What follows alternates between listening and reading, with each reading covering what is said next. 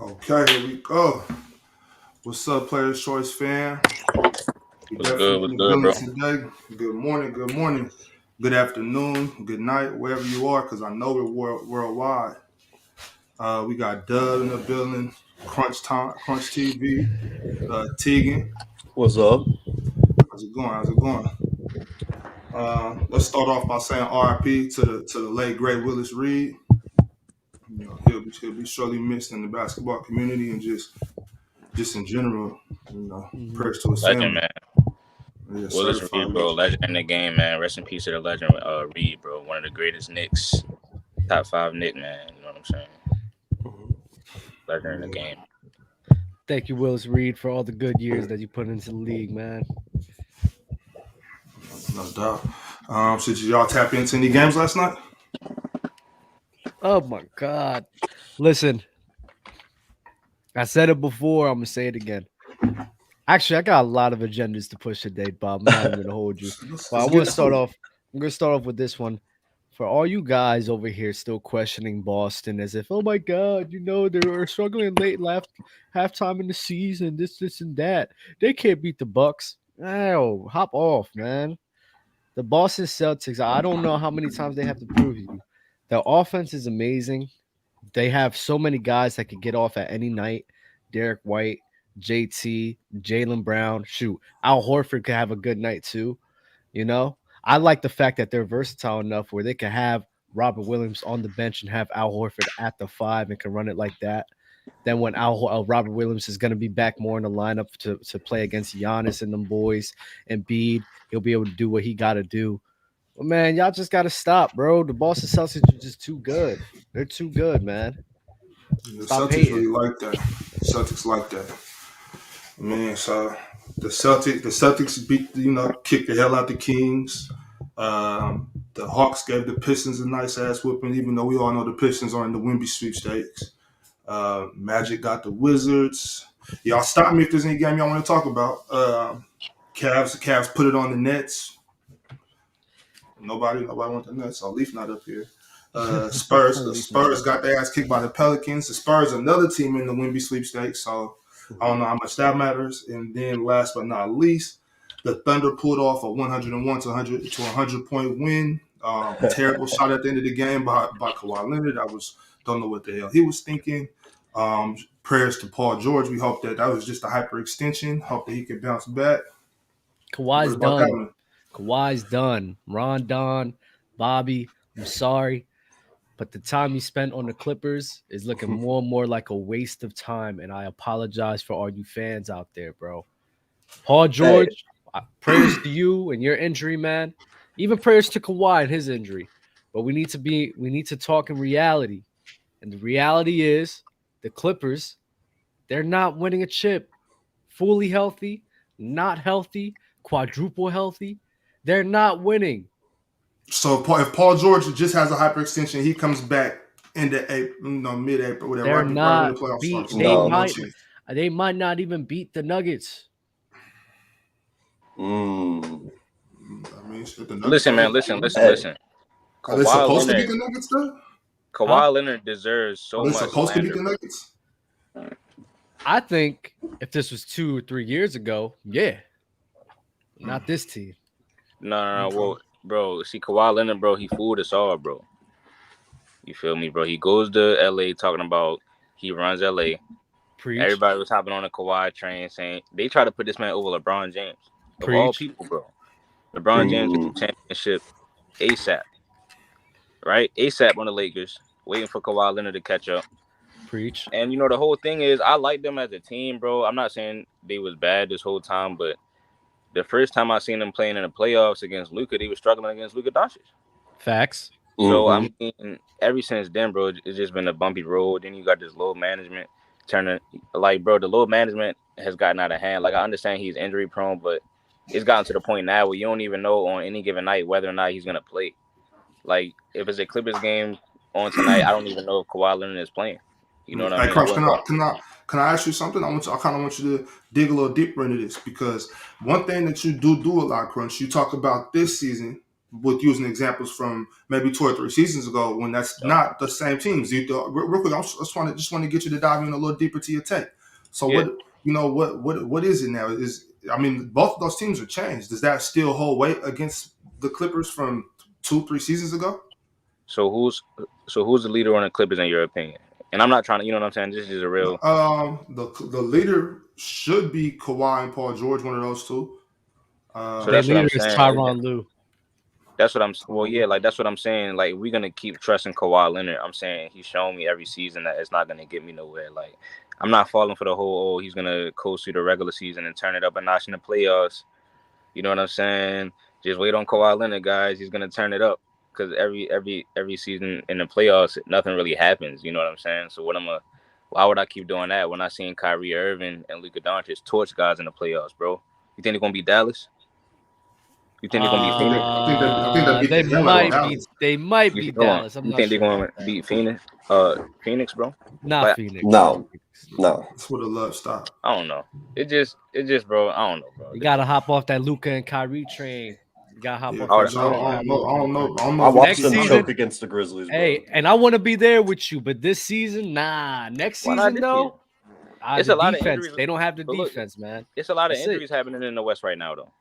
They don't have the defense. They can't beat anybody. They can't stop anybody. So who's gonna stop them? They could score, but you need to at least be able to get some key stops. I don't even know if they have guys to be able to do that besides like Kleber. And we talk about the offensive side. They haven't been able to figure out crunch time on the offensive side of the ball. Fact. They blew a lead. Don't be gassing it now. No, but Kyrie has figured it out. I think they both have figured Kyrie's it out. Been like just their defense. Luka gets in Kyrie's way. I mean, but Luka is still. I think Luka and Kyrie are still like top 5 clutch. Kyrie knows how to stay clutch even when Luka's not on the floor, and with Luka being out right now, I think he's going to get in shape and come back ready for the playoffs, bro. We don't know what's going to happen, bro. How does Luka get in the way of Kyrie? I don't know if he's because it's the way he just ball stops. Like when I watch them play when it's just Kyrie in the rest of the game, the offense just flows a lot better. The ball moves a lot better. I don't. Also, well, we got to talk about Jason Kidd. Jason Kidd ain't that great of a head coach. Let's keep it a buck. Some of his rotations and decisions trying to figure this whole thing out has been abysmal. One day you got Josh Green playing 23 minutes. Next game he playing 10 minutes. And he's been a plus guy to him on the defense side of the ball, and they still not playing good. Yeah. I've never believed in Jason Kidd, man. He held Giannis back for a couple years. I don't know if he was so much as holding Giannis back as Giannis wasn't him yet, and I think he was more so trying to push Jabari Parker before his injuries, which at that time made sense. Jabari was supposed to be that guy. He didn't have those injuries yet, and Giannis was just a kid with spaghetti arms at that point. He wasn't the Greek freak that we know today. Yeah, that Jason Kidd and his coaching is kind of weird because it doesn't make sense because you gotta understand him getting Kyrie and Luka. You feel me? They know coming into this that they got to figure some things around, move some pieces around to see how this is going to work. You mentioned the offense, Bobby, about with Luka and Kyrie. I think Luka and Kyrie play very well off of each other. I think it seems as if they're able to fit with each other nicely. I'm not really worried about that. Of course, when Luka's not there, there's not a ball stopper. So, of course, everybody's moving around more. But Luka and Kyrie, in my opinion, have found a good way to play and feed off of each other. That's one. Two, in terms of Jason Kidd, I mean, you got to look at the people he has. Like, you got to test some things out to see how this is going to work. But there's not a lot of good options to go around. So, it's kind of tough. He's in a tough predicament right now. Next season, we'll crunch. This is why I say I'm with you. Because next season, when they revamp and get some key free agents, man, I like their chances a lot. Kyrie, more and more, looks like he's staying on Dallas. Yeah, facts. I think they get better next season, but I think they can. I think they're my sleeper right now in the West because there's so many injuries and nonsense going on with these other teams. Like Wiggins is out now. You got the PG injury. The Lakers bluffed out. I don't even know if they're gonna be in the playoffs. These are the guys that I thought was competition for the Mavs and the Suns. I think it's gonna be a mental game. It's gonna be a head-to-head game, back and forth. I mean, Luka Doncic and Devin Booker already got a rivalry, bro. and KD and Kyrie, they don't have a rivalry, but they have motivation to play their best against each other. So they're not gonna let that team, like the Mavs, not gonna let themselves get blown out or fall. Like they're gonna make it a real competitive series, I think. And I think and I think Kyrie and Luka are more clutch. So if it comes down to the wire, my money's on them. That's just how I look at it. You know what I'm saying? Nah, KD paired up. KD relieving so much pressures off of Devin Booker. It's gonna make them play both. Both of them gonna be playing at a high level that Dallas ain't gonna be able to combat. I think they're closer to a first round out, man. Good. What's good with y'all? Chilling, man. Chilling. But bro, See, how was class, bro? Boring as hell. Right on. Get in them books, brother. Get in them books. Trying to. Yeah. Hello. hey yo, I'm going back to college soon, bro. That's what's up, Crunch. Take care of that, brother. Take care of that. I'm gonna play against you, bro. You said you gonna play against me? Yeah. We'll see. Hey, but Crunch, I will say though that I do think a summer works wonders. You know what I'm saying? So if Kyrie does in fact stay with Dallas, and then him and Luka, they get to know each other more, play together, whatever, get in the gym together, work out, should meditate together, do everything, whatever they do, I think that'll work wonders for next season. No matter what I say, it's hard for me to deny the fact that that's just a dangerous duo. So when they get some time together, that's gonna be scary. So they got time together right now. I have something to say to the chat. I'm tired of y'all always trying to active as if I'm not ahead of the game. All right. What's everybody saying now? Elaborate on that. What everybody's saying now about Kyrie? Oh, he's staying on Dallas. He may stay on Dallas now. There's a good chance he's staying on Dallas. Who said he was staying on Dallas as soon as the trade deadline happened? As soon as everything was going to happen. What I say, Mavs were going to give him everything that he wanted. He was going to stay on them. And look what's happening. Everybody's saying the same thing. So a bunch of you casuals in the chat, it's time to know that Dub knows best. Crunch, you know where you're going to college just to study this. Not Mavs history. I mean, that's probably what I'm going to be doing all class, is watching Mavs highlights anyway, so you're probably right. Dub, if you caught it, we're gonna see. We'll see if he was right about that. People just hate greatness, man. It happens all the time, bro. It's a shame. They don't want to give you your credit, though. It's cool, bro. It's cool, man. I live my life like that, bro. I'm used to it, man. We always just prove them wrong. You feel me? Hey, it might be time to push a Thunder narrative, though. It might be time to start pushing a Thunder narrative because they got the same record as that Mavericks team y'all are talking about. They're the 7th seed in the West right now.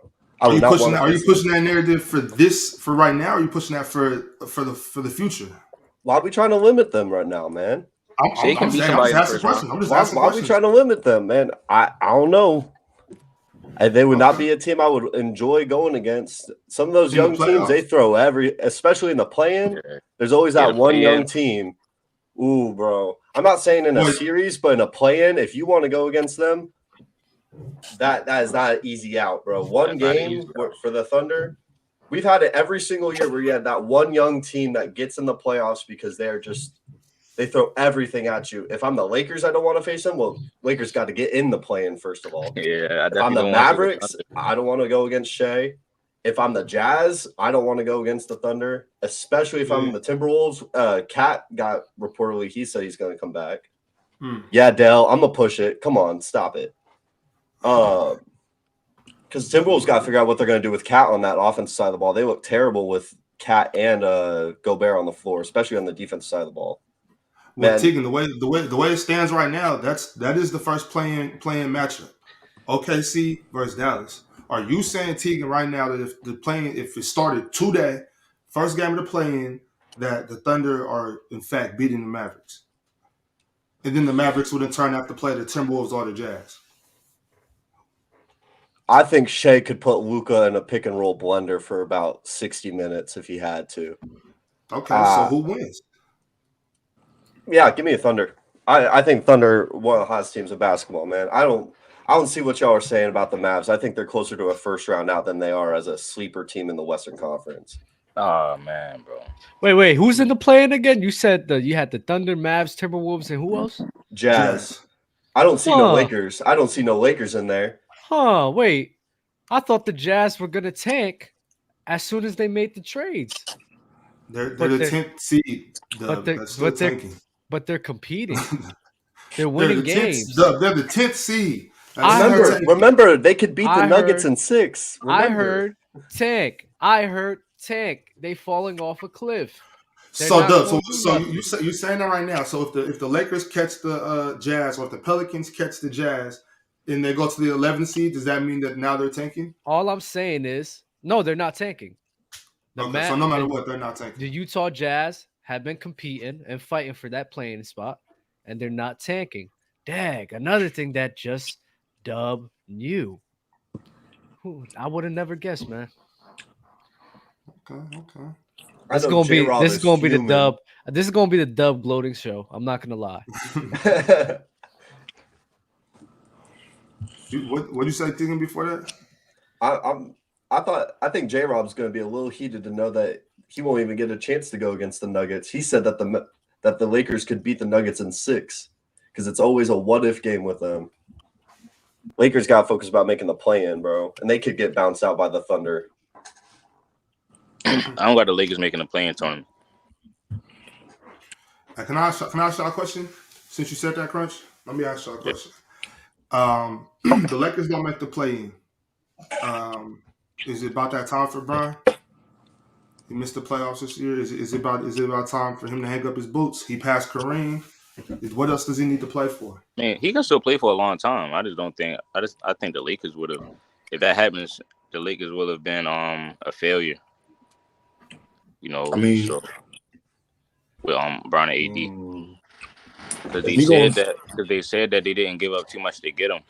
But if they missed the play-in this year too, on top of missing the playoffs last year and losing in the first round the year before, that one championship won't really be worth it because now your whole future, not only were you trash the last few years with the guys that you traded for, they made trades and still aren't about to be in the play-in. Not only that, they're going to be trash for years to come because of the picks they gave away and things of that nature. Unless they trade LeBron and AD for some assets, the Lakers, this whole run was a failure. Because look, oh, you go. But what were the Lakers going to do before LeBron and AD teamed up? What direction were they going in? Absolutely nowhere. Up. You're talking about? Hold on. They were going up. They had Lonzo Ball, Kuzma, and Brandon Ingram, bro. So that means that you got to think about the level of players that they are right now. So you mean to tell me Ingram and Kuzma? That's not a championship. No, they'd have been in the playoffs though. They'd have been better. Hold on, Mustard. Hold on, Mustard. They would have been in the playoffs though. No. Wait. Are you talking about the AD trade? Yeah. Because Lonzo, the thing with Lonzo gets hurt every year, right? Lonzo never hold on. Talking about Mustard. You're not hearing me. Did he help the Bulls go to the playoffs? He played 35 games. Bro, did they make the playoffs? They made the playoffs because of DeMar DeRozan. What are we doing? DeRozan was there. Levine was there. Other guys were there. Time out, right, exactly. And Kuzma and Ingram would have been, and they both averaged 18 points a game that first season with LeBron. But they're not reaching. And then as soon as they left, they got better. They're not reaching. Ingram started averaging like 26 points.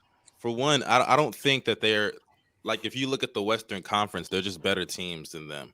And on top of that, Ingram misses games consistently. Lonzo misses games consistently. Hold on, I like Kuz, but Kuz needed the LeBron and AD You're not era answering to improve. why they wouldn't make the playoffs. You said I am telling you. They didn't even get rid of Kuzma, though. They didn't even get rid of Kuzma. That's fact. They kept Kuzma. They kept Kuzma, but they got rid of Josh Hart.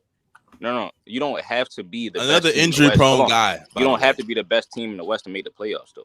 So of course there can be other teams that are better. You can but still make what the playoffs. direction were they going in? They were going up. These players I'm naming still getting better. Except Lonzo. But Crunch, when you even look at it in hindsight, because I hate that narrative. Oh yeah, they got better and everything. They could have been so much better. No, they weren't going to be better than LeBron and AD because number one, they won a championship. Two, the criticisms of AD being hurt and them missing the playoffs and everything. Guess what? Lonzo has been hurt. Josh Hart has been in and out the lineup. Brandon Ingram, the guys that they lost, have been getting hurt too. So in reality, my point is this. Do we forget Luke Walton was their head coach? No, but my point. Did we forget that? My point is this though, right? I almost forgot about that shit, dog. That's the not reason fair, why Tegan. They ain't throw Rushmore bell when we had Luke Walton. The reason why I said it, hold on. The reason why I said it wasn't worth it is because of how heavily underachieved, and it's all for no reason because they didn't keep making the playoffs. Like that is no reason. They won a championship. That's a reason to trade. I'm about to say that's enough, bro. That's enough. That's not enough. That's not enough. They missed the playoffs with that core unit. That's your problem. Time out. That is your problem. You don't come to the Lakers, right? Let's say LeBron James to win championships. I'm about to say you don't come to win championships. What do you do? Listen. Hey, hold on. Time out. I'm about to explain it. See, that's your problem. Let me ask you a question, bro. Right? Go ahead. Hey, Mustard, since you want you so hell bent on this, I'm gonna ask you a question. Let's say you're running a team, right? Oh man. You got like a 5-year stretch, right? Let's say you missed the playoffs the first year. You win the championship the second year. You lose in the first round the year after that. Right? That's 3 seasons. Then the next 2 seasons you missed the playoffs. Do you consider that a success or a failure? I consider that. You could say it's underwhelming, but I can't say it's a failure. They won a championship. No, I'm saying, do you consider yourself a success? Yeah, you won a championship. See, that's the problem. I think you would have to. Let me explain that now. But no. But compared to if you look at like by your logic, no, because I'm about to say by your logic, Dwayne Wade, for example, right? No. Go ahead. You don't know the logic because I'm about to explain the logic. So this is why you're on the Lakers. The standard has already been set for all-time greats on the Lakers. You're not a success, really. People don't remember the Lakers championships unless you win. Hold on. Unless all the other Lakers greats have won multiple championships. Like these guys, hold on. But I'm talking about back to back. No, you're not hearing me. Hold on. No. I need you to understand something, though. No, I need you to understand. No, Crunch. Hey, yo, we not gonna do this today, yo. Y'all chill out. Yo, Crunch. Hold on, Crunch. I'm about to explain it. No, Crunch, because you're missing a vital detail, bro. Hold on, Dub. Yo, Crunch. I'm gonna unmute you. I'm gonna unmute you because I'm not trying to be up here muting nobody. But Crunch, if you ask a question, let him answer the question. What question? Hold on, I didn't ask the question. All right, just go ahead. Do your thing. Keep I did spitting. interrupt him. Jack and Kobe. Hold on. Kobe and Powell went back to back. Shaq and Kobe went back to back. Magic and Kareem went back to back. The only tandem that didn't go back to back was Jerry West and Wilt, but they still went to the finals back to back seasons. All I'm saying to y'all is this: by what standard are y'all going by? Because we're going by basic standards. Even when those teams had injuries, those teams didn't miss the playoffs. Like Shaq and Kobe made the playoffs when Shaq was in and out of the lineup. When Kobe had to score 40 back-to-back games all the time, 9 straight game type stuff. Like, bro, I feel like all of a sudden now these guys get excuses. Anthony Davis was the best big man. Crunch. You gotta understand this, right? You gotta understand the alternative, right? You put in the standard of the Lakers, right? You're not understanding the alternative to not getting AD. You talking about the standard is winning multiple chips. Cool. The standard of the Lakers to win chips in general. The alternative of not getting AD is you don't win shit. You're not winning anything. Why not? Because those guys are being hurt. They weren't as good as Anthony Davis. They weren't going to build a championship unit in time to win that chip in 2020. So the alternative is either win a ring or to not win at all. No, so think about it. Between Lonzo, Kuzma, and Ingram, are any of them ever be like a top 20 player? None of them are superstars. No, hold on. That's not. Hold on. So Ingram is not. Ingram, he's top 20 potential. For one, potential, yeah. Potential, but not there. For one, Mustard, you just admitted that LeBron needs a superstar to win a championship. 2, Dub. Okay, that's not what I said. Hold on, time out. Not what I said. Dub, hold on, Dub. And you just admitted that if LeBron didn't get AD, the best big man in the world, he wouldn't have won, quote unquote. Shit, that's what you just said. Hold on. That's what I said. Yes. So the same way if MJ didn't have Scotty, the same way if Kobe didn't have Shaq, or Shaq didn't have Kobe. No. Kobe won That's without a fact. Shaq. Kobe won without Shaq. Yeah, with Powell. With Powell Gasol. Thank you. Now who's better? Wait, what is Paul Gasol? Who's better? Hold on, who's better? AD or Paul? AD was the best big man in the world. AD is better. AD is not the best big in the world. He's not the best big in the world. No. He's not the best big in the world, but I feel you though. He's not the best big in the world, but go ahead. I hear you. I said it was. At that time, he was the best big man in the world. No, he wasn't. Yes, But that's he fine. was, bro. He was in conversation. Giannis was right there. Giannis was literally right there. Giannis was always better. You're not hearing me. So you mean to tell me at that time AD wasn't considered the best man in the world? No, they already answered that question. Crunch. They already answered that but question. they said Giannis was. He vision his history, bro. Crunch. I wanted to ask y'all a question though, because before they got Anthony Davis, the narrative was LeBron can win a championship with any team. That's what nobody said that. The narrative was. Nobody said that. The narrative was. Hold on, Bobby, you hold on, iOS. Bro. The narrative was LeBron can carry any team to the finals. Am I right? Am I wrong? Okay, now it's carry any team to the finals. No, y'all lying now. How do you want LeBron to win it? Okay, in the East, that was a narrative. That was a narrative in the East. That was a narrative. You got limited time, iOS? Listen. Sitting in front of the camera and You lying. got limited time? Yeah, I got limited time. I'm at the gym, bro. Crunch. Let iOS get in here. Bro, I ain't gonna lie, bro. My bad, the fan is in the background, bro. Crunch, your name needs to be Pac-Man, bro, because all you do is bump your lips. You're not making no sense right now, bro. Tell me what I'm not making sense about. First of all, go back to the back of the show. You was talking about Kawhi, everything Kawhi failure. I'm going to add some context to the Clippers thing, bro. Now, if you want to say that they've been a failure, okay, cool. But let's be real about something. Kawhi was balling out in 2021. And he tore his ACL, and they still went to a Game 6 of the Western Conference Finals. Last year, he misses the whole season. Paul George catches COVID the day of the play-in game. The day of the play-in game, Paul George catches COVID, bro. They choked in the bubble. I'll give him that. But then you're going to sit here and say, I've seen Luka and Kyrie play well in playoff games. I haven't seen Kyrie do shit since 2016. I've seen him lose to Milwaukee. I've seen him get hurt against Milwaukee. I've seen him lose to Milwaukee twice, actually. I've seen him get hurt against Milwaukee. I saw him have a horrible series last year other than game 1 against the Celtics. So I don't know what you're talking about. This Mavericks delusion that you got going on is crazy, bro. Them niggas are not it, bro. Stop it. Stop. And then you want to talk about, you just broke down. Hold on. Don't cut me off. Damn, bro, Let me rap. Let me get my shit off. I'm not cutting you off. And then you want to talk about the Pelicans. My nigga, Lonzo, God bless his soul. He's missing a damn knee. What are you talking about? The Pelicans I already said that. Walk. I said Lonzo was done. Hold on. You're cooking air right now. Hold on, time out. Hold on. Crunch. No, you didn't want anybody to interrupt you. The Pelicans let him walk for nothing. They let Lonzo walk for absolutely nothing. They didn't get anything back in return for him. So why are you making it seem like they got a heist for AD when they didn't? Zion is not doing anything. That's not. When did I say that? When did I say that? Josh Hart is traded. When did I say that? Why are you making when did I say that? When did I say that? When did I say that? Hold on, time out.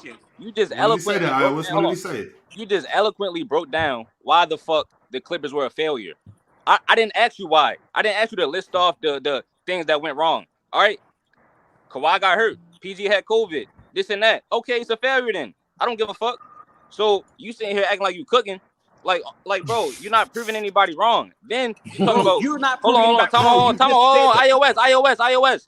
You said that Kyrie Irving lost in the second round. Kyrie Irving was getting hurt. Okay, the same thing I can say about he was not hurt last year. But hold on. You said against Milwaukee. Go on. What? He wasn't hurt against Milwaukee? No, I'm talking about in 2019. He's lost so many times you forgot. Go on though. Oh, no, time out. So that's what I'm about to say. I can basically say the same thing about Kawhi. I can say the same thing about Kawhi Leonard on the Clippers. He lost in the second round too. Am I right or am I wrong? When? Against Denver. Yeah. He lost against Denver. What do you mean when? He hasn't been healthy. So what you mean when? So listen, all I'm saying is tone it down. You thought you was cooking. You thought you were eating, bro. You're not cooking, bro. You just listen. Hold on. iOS, I rock with you, bro. No, I rock with the energy, bro. You just be listen. chatting, gang. Listen, I rock with the energy. Hold on. I rock with the energy, bro. But look. Oh my God, bro. Maybe I was over exaggerating about them being a failure, but all I was saying was if you come over to LA, they're a failure. If you come to LA talking about you run LA, and the other LA team, the team that won the championship, I gotta say you failed on what you said. I'm keeping the same. Did he say that, or was that a New Balance commercial? Did bro, he say that, or was Kawhi it a New Balance commercial? Bro. He was in a commercial. He was just started a commercial. He watched it back. Nigga, he was in the commercial, bro. He made a promise. He made a promise he couldn't keep. He made a promise he couldn't keep, man. He watched the He commercial. signed off on that, Ox. He signed off. You right. Now you right. Big facts. You right. Hey, let me touch a couple super chats real quick, y'all. I don't want to be an L host and not get to the super chats. Excuse my language, y'all. By the way. Don't worry. Hey, Crunch. It looks like they're having a battle in the chat to who gets to come up here and cook you. It's Mad Max and Chris D. They've been going back and forth for about 30 minutes, sending super chats, saying, "Let me cook him. No, let me cook him. No, let me cook him." Should I send them the link? Should I send them the link? Well, I know Ron's supposed to jump in like the boogeyman, so we're gonna be up here. Y'all can ask me any question y'all want to, bro. Now, Mad Max, I'm good. I'll bake barbecue that behind. Crunch, they really want you, bro. Man, barbecue is crazy. They know where to find me at, bro. Yeah, that's crazy. That sounds crazy. Lonnie Williams came through with the super chat. This is why people say Crunch just says things for clips. None of those players made it past the second round since they left. How many all NBAs, all defense, only 2 all-star appearances from D'Lo and Ingram? See, that's your problem. Who said they had to be one of the best players in the league? You're saying that they've had success since they left LeBron, so why wouldn't he have been able to make the playoffs with these guys? D'Lo made the playoffs. It's about winning the chip, not the playoffs. No, my whole point was these last. Hold on. Dub, you missing the key piece. My whole point was these last few seasons they've been out of the playoffs, so they would have been better than what they are right now with these guys because they made the playoffs. Crunch, hold up. Crunch, I have a question for you. It's simple. Dwayne Wade, right? Dwayne Wade, if you look at his tenure in Miami before he got LeBron, right? There were years he missed the playoffs. There were years he lost in the first round, getting bounced consistently, right? Even though he was playing well, he was getting bounced. Missed the playoffs, I think, a year or two. But he won a chip in 2006, right? Mm-hmm. Would you say his time in Miami before he got LeBron was a failure? He was failing after Shaq left. I always say he was like he was failing without Shaq and LeBron James in between. Overall, before he got LeBron, was that a failure? Let me ask you a question. When he was missing the playoffs, did he have the best big man in the world on his team? But LeBron and AD were missing games. My bad, y'all. A top 3 big man. But I'm saying, was he on the team at all? Context when it benefits. I'm saying, all right, cool. Well, I'll add another piece of context. Did he have, because Russell Westbrook was averaging a triple-double before he came to the Lakers, and he played 78 games and still missed. No way. What do you mean? See, there y'all go, bro.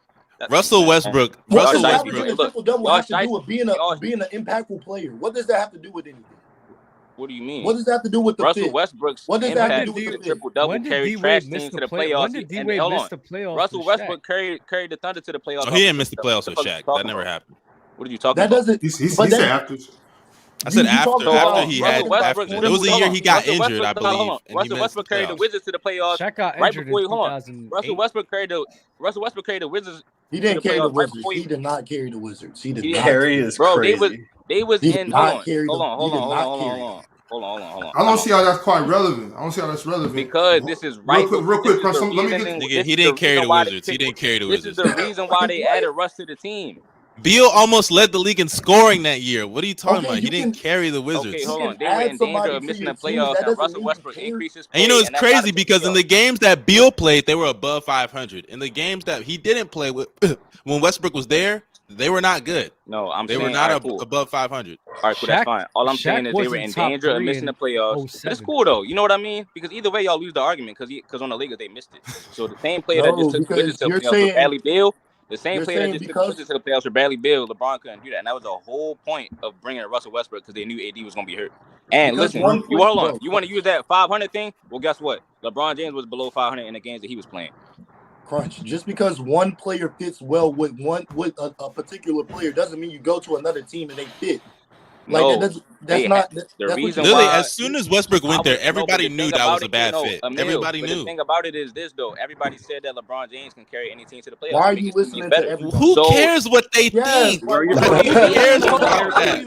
Like, we're not listening to niggas like Nick Wright and taking their points. So hold on. Did y'all think he was going to make the playoffs? Hold on. Yo, Crunch.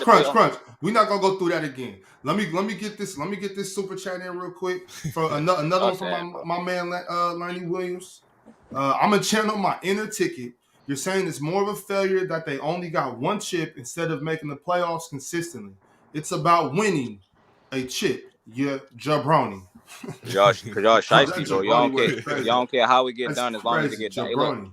Hey, The look, people Rick, that say that probably ahead. be doing the people that say that probably be doing scamming and PPP loans and all that, bro. They don't care how they get it as long as they get done. You Hey, putting if you that go on to me. the bank and put that in for $1 million, they not gonna care how you got it. You get that million. So cool. Christopher, let's switch it up real quick. Christopher D got a question for y'all. Christopher D wants to know: start, bench, cut.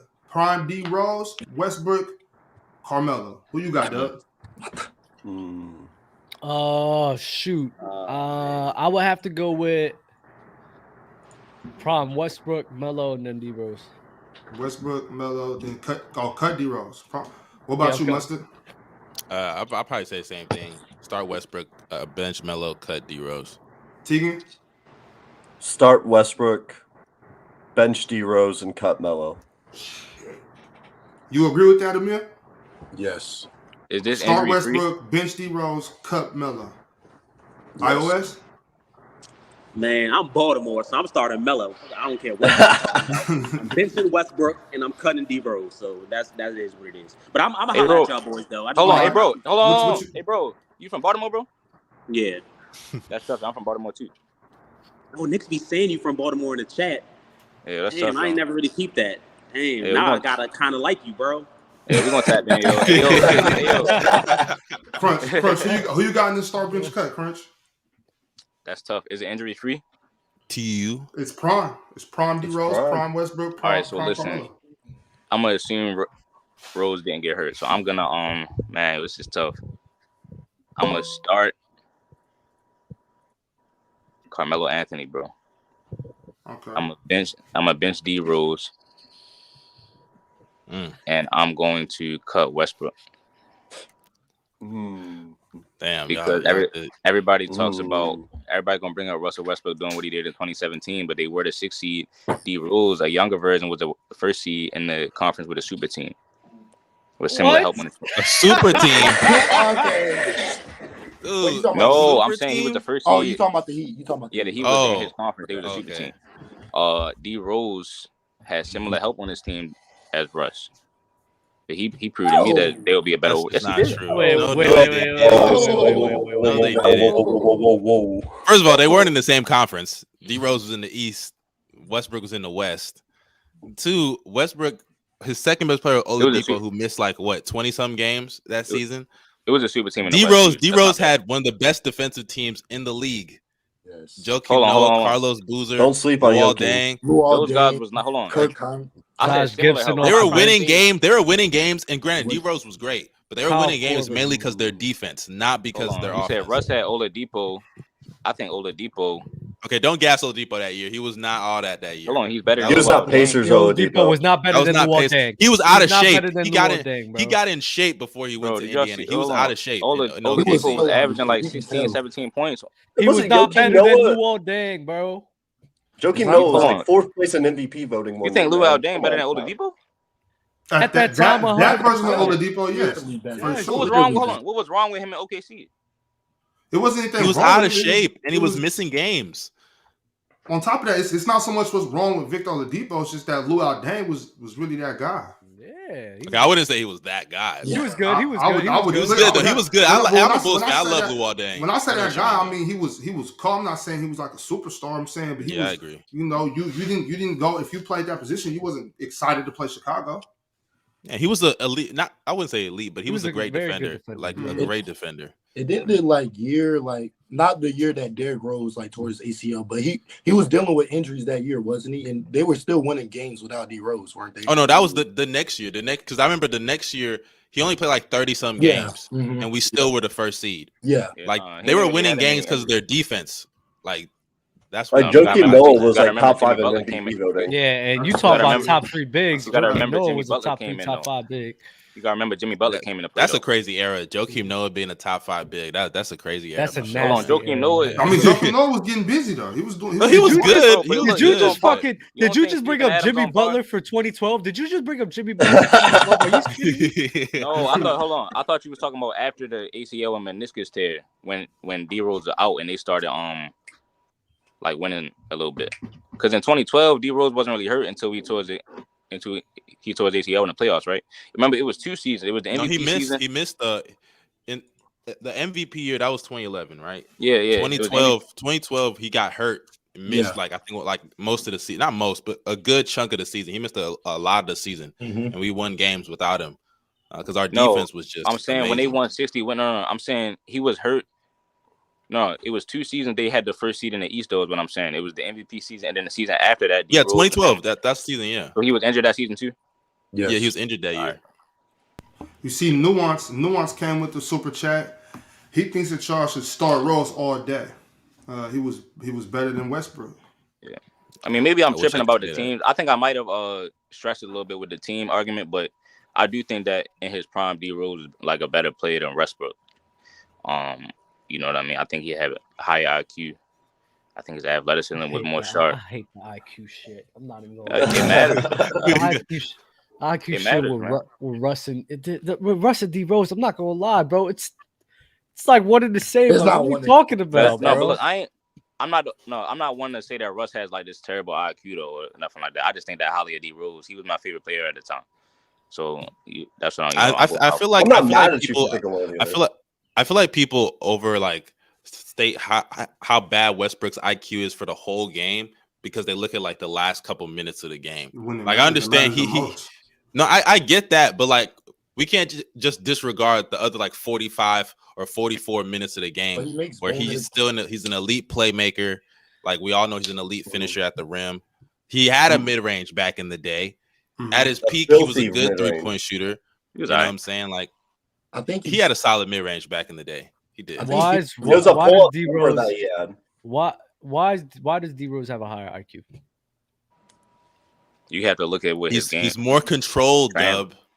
He is more controlled. I'll give you that. I will give you that. But my thing is Russ makes like it's not like we look at like the last 2 minutes and be like we'll see like a Russ play. Like Russ makes bonehead plays throughout the whole game. Now, granted, Russ will give you 4 assists before he makes those bonehead plays, but his IQ is definitely questionable. I don't know if that's enough to move the needle with D Rose. Now, I'm not saying that, but that's the point.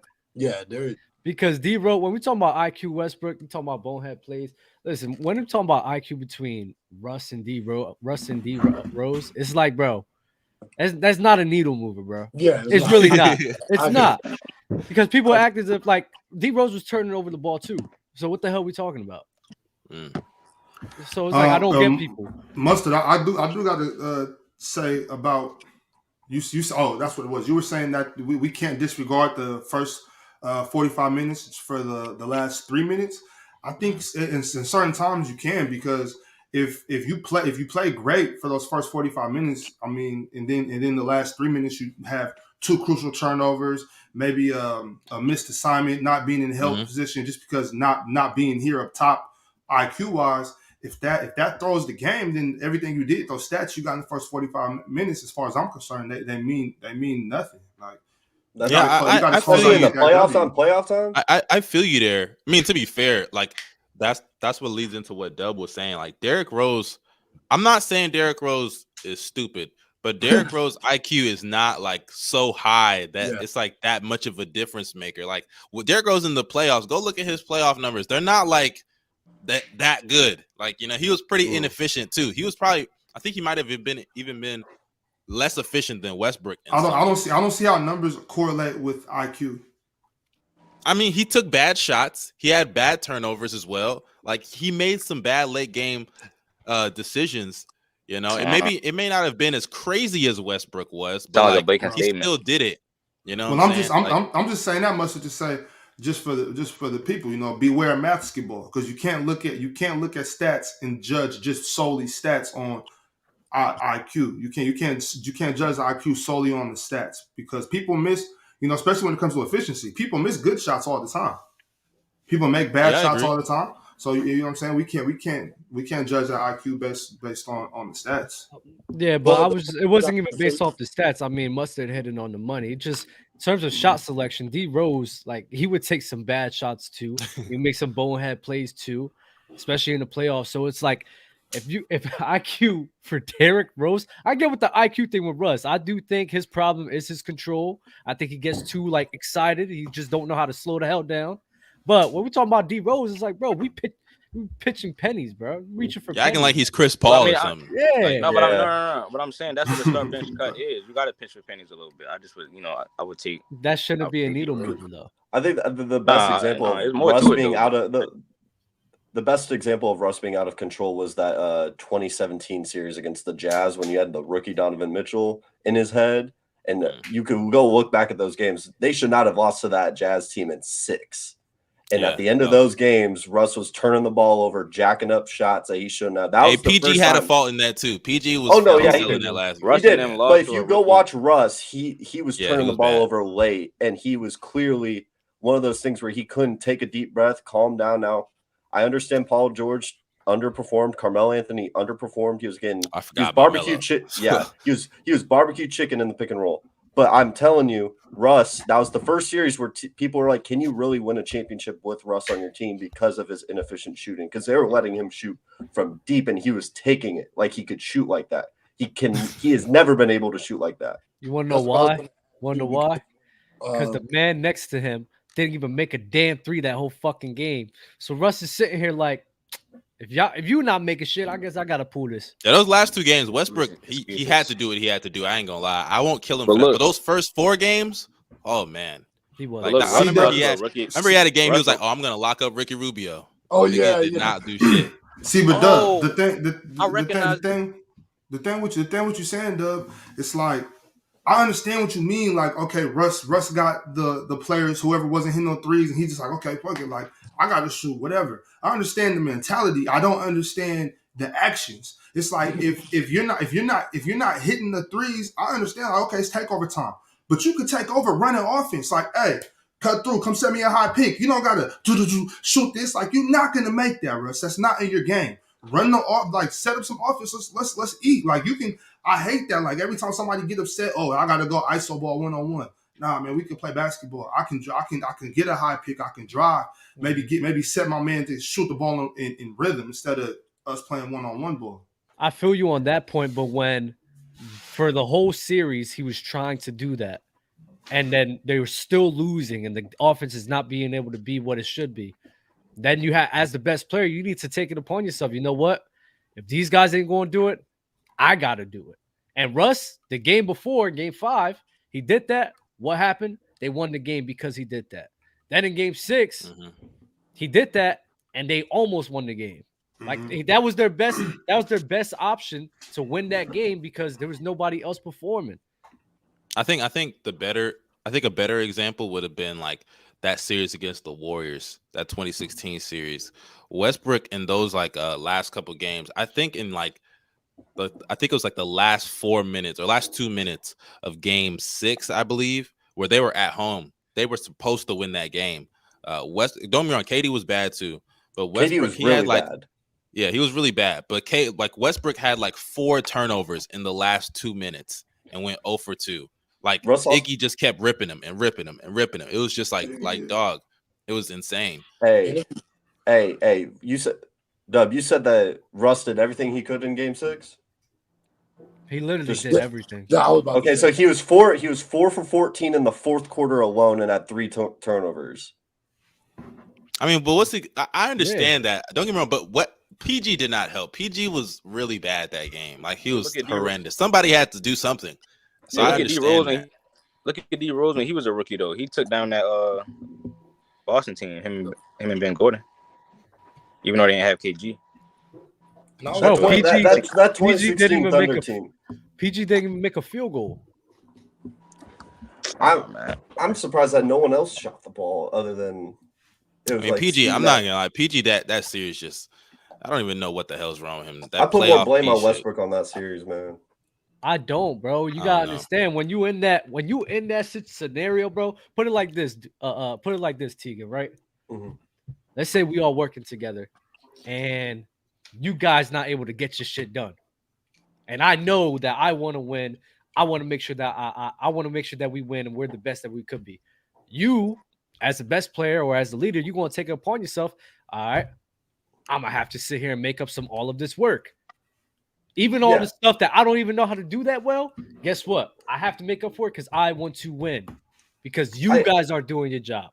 I hear you. I hear you. Because I'm not denying that Paul George was terrible that series.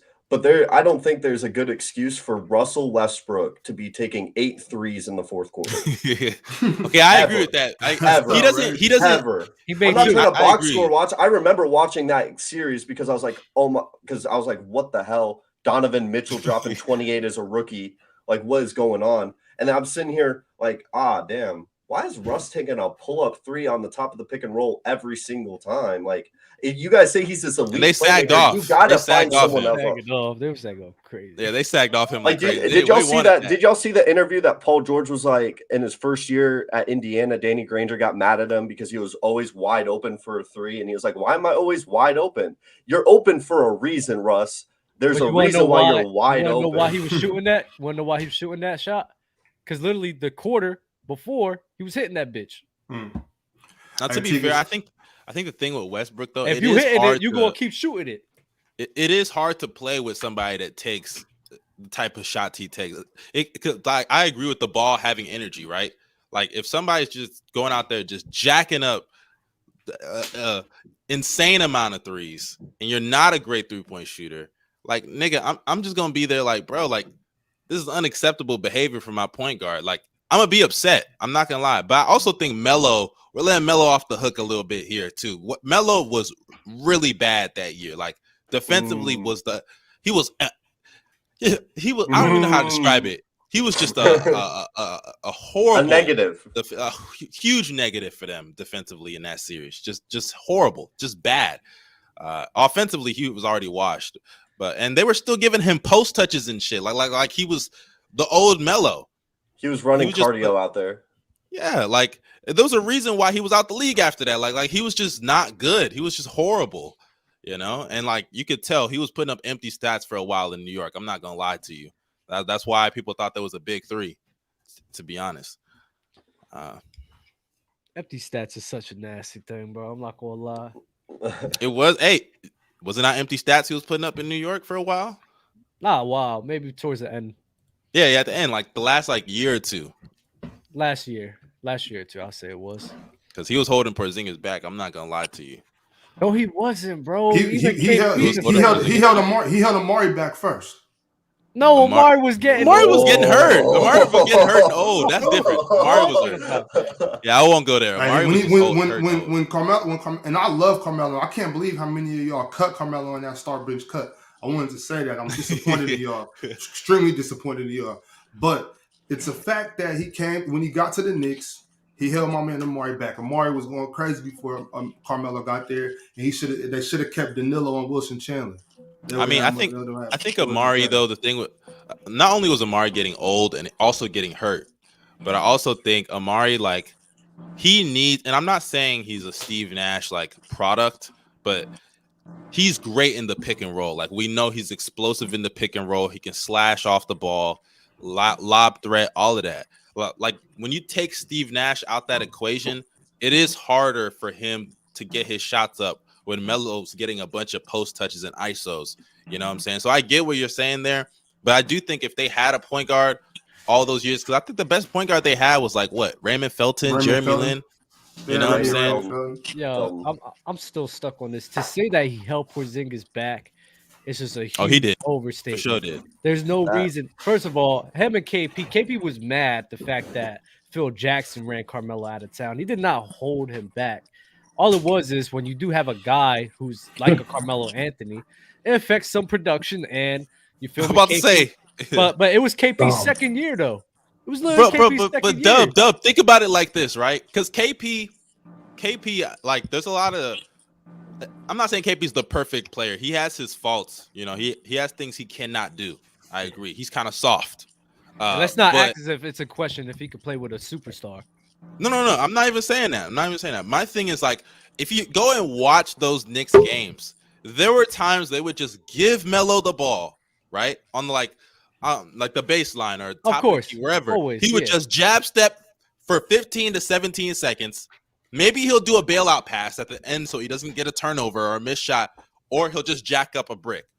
Like that's bad offense. I'm sorry. Like That could that be was like terrible 70% of their. basketball. So that could be bad. That could be bad offense, but in my head, I don't think it's not taking that much away from KP. Yes, that's taking so much. No, it's not taking That is, away, especially when he was still playing at a high level in that time. And what happened the year he left? The year he left, KP exploded. He went crazy that year. He went crazy. Are you kidding me?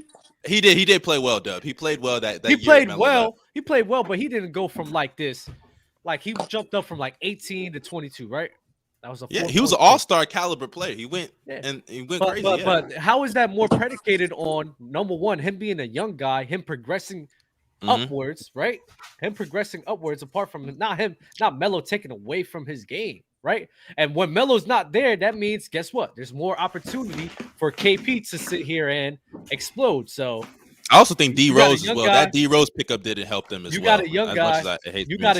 You got a young guy in his third year with more opportunity. Of course, his numbers is probably going to go up, but and let's not forget the defense as well. The defense of Melo, that's like a whole different thing right there. Like defensively. Yeah, I'm not talking. I know defensively, but we talking about taking away from KP's game. Like, I mean, if you're sitting there.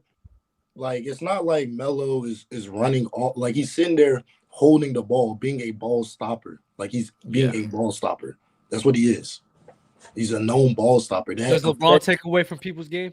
Yes, 100%. I don't deny that.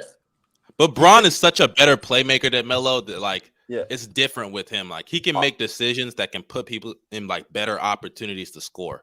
Melo just doesn't do that. The state of the game has moved away from Melo. That's what's been happening as he got older, man. The switching defense and then the motion offense of the Warriors that just exploded throughout the NBA. That's what now Melo was already a subpar defender, and it just got worse whenever you got switched onto a smaller point guard that could just destroy him every single time. The game moved away from him. Back then when he was on the Nuggets, he could jab step for a little bit and then go get his own shot. That's how the offense was flowed through him. You can't do that now anymore. That's why he just doesn't work in this modern NBA. It's sad, but to say he wasn't him, which some of the chat is, that's crazy to me. Melo was good. He was still him. I just don't get how Melo's taken away from KP's game in his second. Think about it, right? KP's been the same player for like his entire career for the most part, man. Yes. No, I'm not denying. Don't say he's been held back. No, I'm not denying his second year, bro. I'm not denying that I'm not denying KP has his flaws, right? Like I said, he's kind of soft, But the problem with Melo, like KP should have exploded, I think, like before he did. He should have been an all-star before he did. He was a rookie into his second year. I'm just saying he actually hurt KP's development. I wouldn't say he hurt it because KP ended up becoming. No. Okay, let me rephrase. I wouldn't say he hurt his development. What I'm saying is I think he held Melo back. There were plays where KP would just stand in the corner. There were quarters, halves where KP barely touched the ball. I remember there was a stat I saw, and I know stats aren't everything, but there was a stat I saw, and that's why I say D Rose hurt that team also. D Rose passed the ball more to Melo, and Melo passed the ball more to D Rose, more than either of them passed it to Kristaps Porzingis. That is not good. I'm sorry. They did not give him enough touches. Were you wanting him to get post touches? Were you want him to create his own shot, or would you want him to no. Look at him in Washington right now, right? They use him also as a passer. He's also a really underrated passer. Good in the two-man game. But he was already good at that's what I'm saying. Those things should have been developed. Bro, you're not understanding, right? Especially with D Rose at that time. And who was the coach at that time? Was it who was it? Jeff Hornacek. It was Jeff Hornacek. So they were even firing at that, coaches every other year. Yeah, so, they were. Yeah. So you gotta think about it like, all right, I got D Rose, who's my main distributor. Melo's my main guy. We feed off of that. They're running through Melo, not KP at that time, because Melo's the guy. While KP is that complimentary guy, him as that complimentary guy, he was still playing very well and still was developing his game. Then Melo leaves. Now KP's the main guy. They feed off of him. And then, his numbers and everything went up. But he didn't take away from his game. That was just his role at the time. I think it's, for one, you can be good you can still develop while somebody's holding you back. We're not saying that Melo completely hampered. Yeah, I'm not saying that. Yeah. Like, all we're saying is Kristaps Porzingis, well, the Melo fit did not complement Kristaps Porzingis enough to help him develop as a player. Well, what fit is helping KP, honestly, bro? Because we keep trying to find a fit for him. We can't even find what the KP is playing well right now. He's playing good. He's playing well on a mid-Washington team, bro. Team. Like, what okay, I understand. Is he the 5th best player on the championship team? Okay, chill. He could be the 5th. He could be the 5th. Chill. He could be the 5th. So, though, obviously, I guess everybody's fucking holding KP back because obviously. Hey, Luka, I ain't gonna lie. Luka was holding him back too. Luka was holding him back too. Is this a people's issue or is this no? So are you telling me? Are you telling? Time out. No. Are y'all telling me that KP the best way to use him is just throw him in the corner? Are y'all telling me that's how you use the man? Bro. It's not about that. But obviously, there's a common denominator by y'all logic that maybe he just don't know how to play with stars. Maybe that's it. Maybe it's just simple as that. What's the best situation for KP to put him in the paint? How did you get that from us saying Melo held KP? And mind you, there's more examples of Melo doing his teammates dirty than Porzingis. We saw what he did to Jeremy Lin. We saw what he was doing in Denver. He has not been able to be successful with any star. It's not about success. That's not true. He's playing well with Bradley Beal right now. Bradley Beal's not what he used to be. We know this. Come on. Hey, Bradley Beal is still a semi-star. He's still kind of a star. He's the lowest level of a star. He's the lowest level of a star. All I'm saying, come on, he's a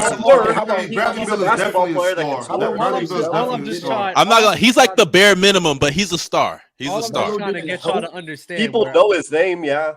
All I'm trying to say to y'all, for everybody to understand, in fact, all I just want everybody to understand, KP, obviously, there's an underlining issue of maybe this guy just don't know how to play next to a guy, next to a superstar, next to a top 10 guy, next to even a top 15 guy.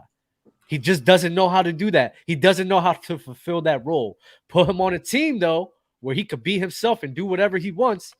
Yeah, he'll get that happen. But guess what? This team's going to be losing. Dude, that's something we got to see. Got that from the Knicks. Obviously. Okay, what about this, Dub? Let me ask you this. Is KP putting up empty stats right now? I don't believe in empty stats. He's a great basketball player.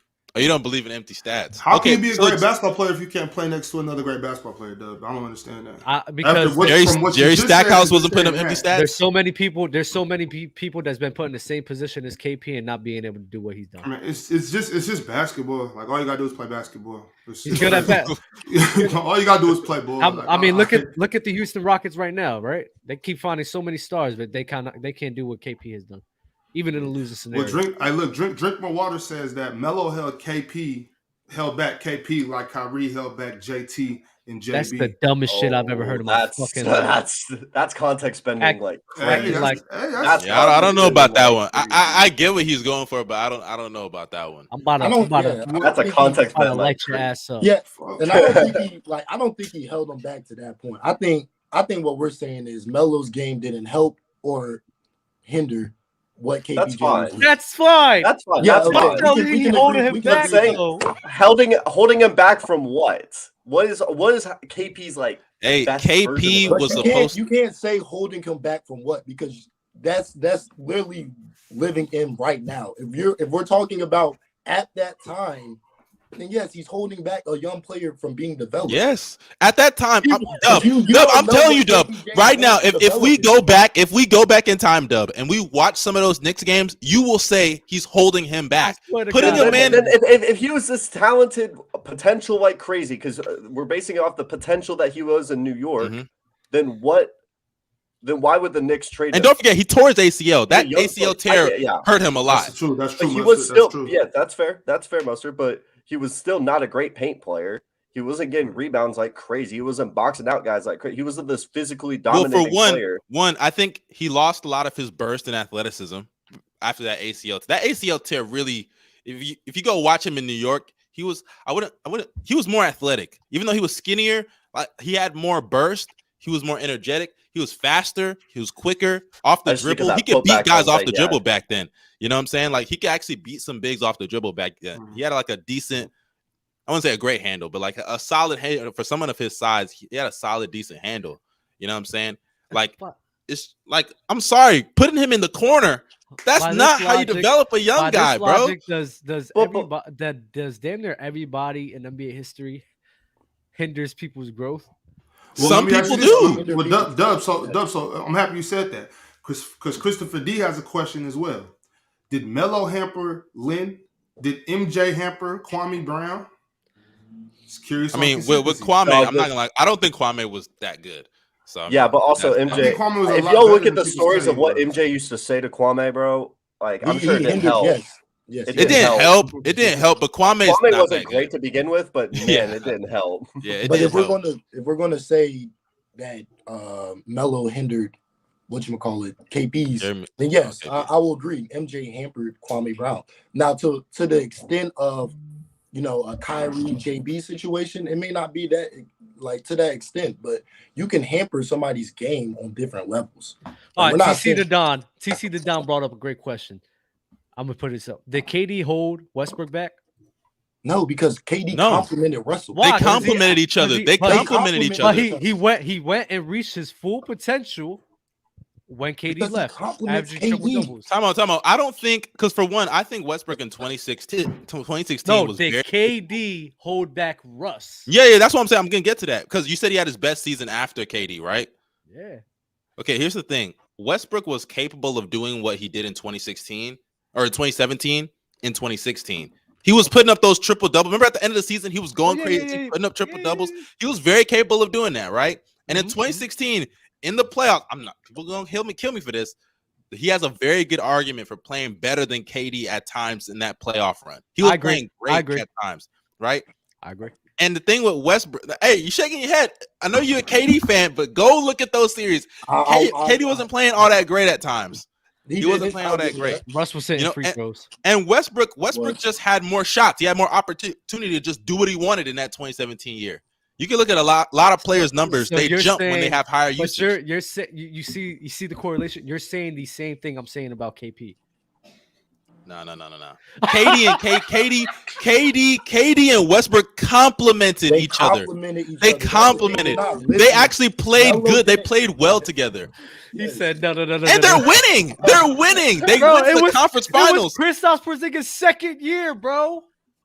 Okay, then why is it that when Melo left, they were literally better without him? Everybody played better without him. The Knicks, they were better without Melo.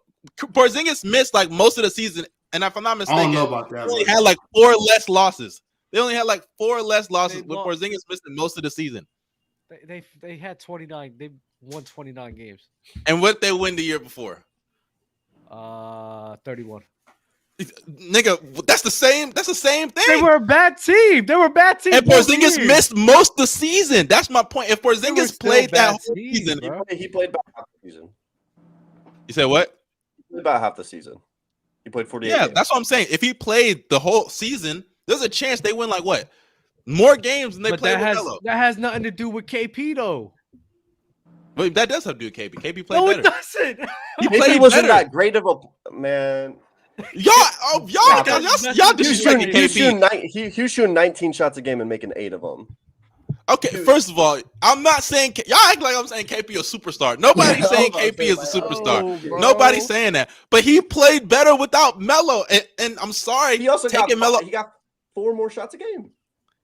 He played okay. Tegan, are you trying to tell me he didn't play better? Tegan, did he play better? Oh wait, let's do the math. More opportunity. I'm saying not having Melo on your team, he got more opportunity I want to see some test some things up. But like when we're saying held back, I'm saying back at the time. When I say held back from what were you thinking KP would do if Melo wasn't there at all? I think KP. First of all, he would have been a 20-point per game scorer without this man. Get this man off the team. He would have been a 20-point per game scorer. Maybe not his first year. He was at 18 maybe in his second year. That's what I'm saying. Get Melo. That's what I'm saying. So get Melo out of there. He would have been a 20-point per game scorer. That's what I'm saying. Get him out of there. How much is that due to his opportunity? And then by then, per game scorer everywhere he goes. That's it. That's been his peak. Is 20. Well, I think. Well, like I said, the ACL injury that capped off. I think how great he was going to ever become. I think he could have become an All NBA level player without that injury. He could have. He could, bro.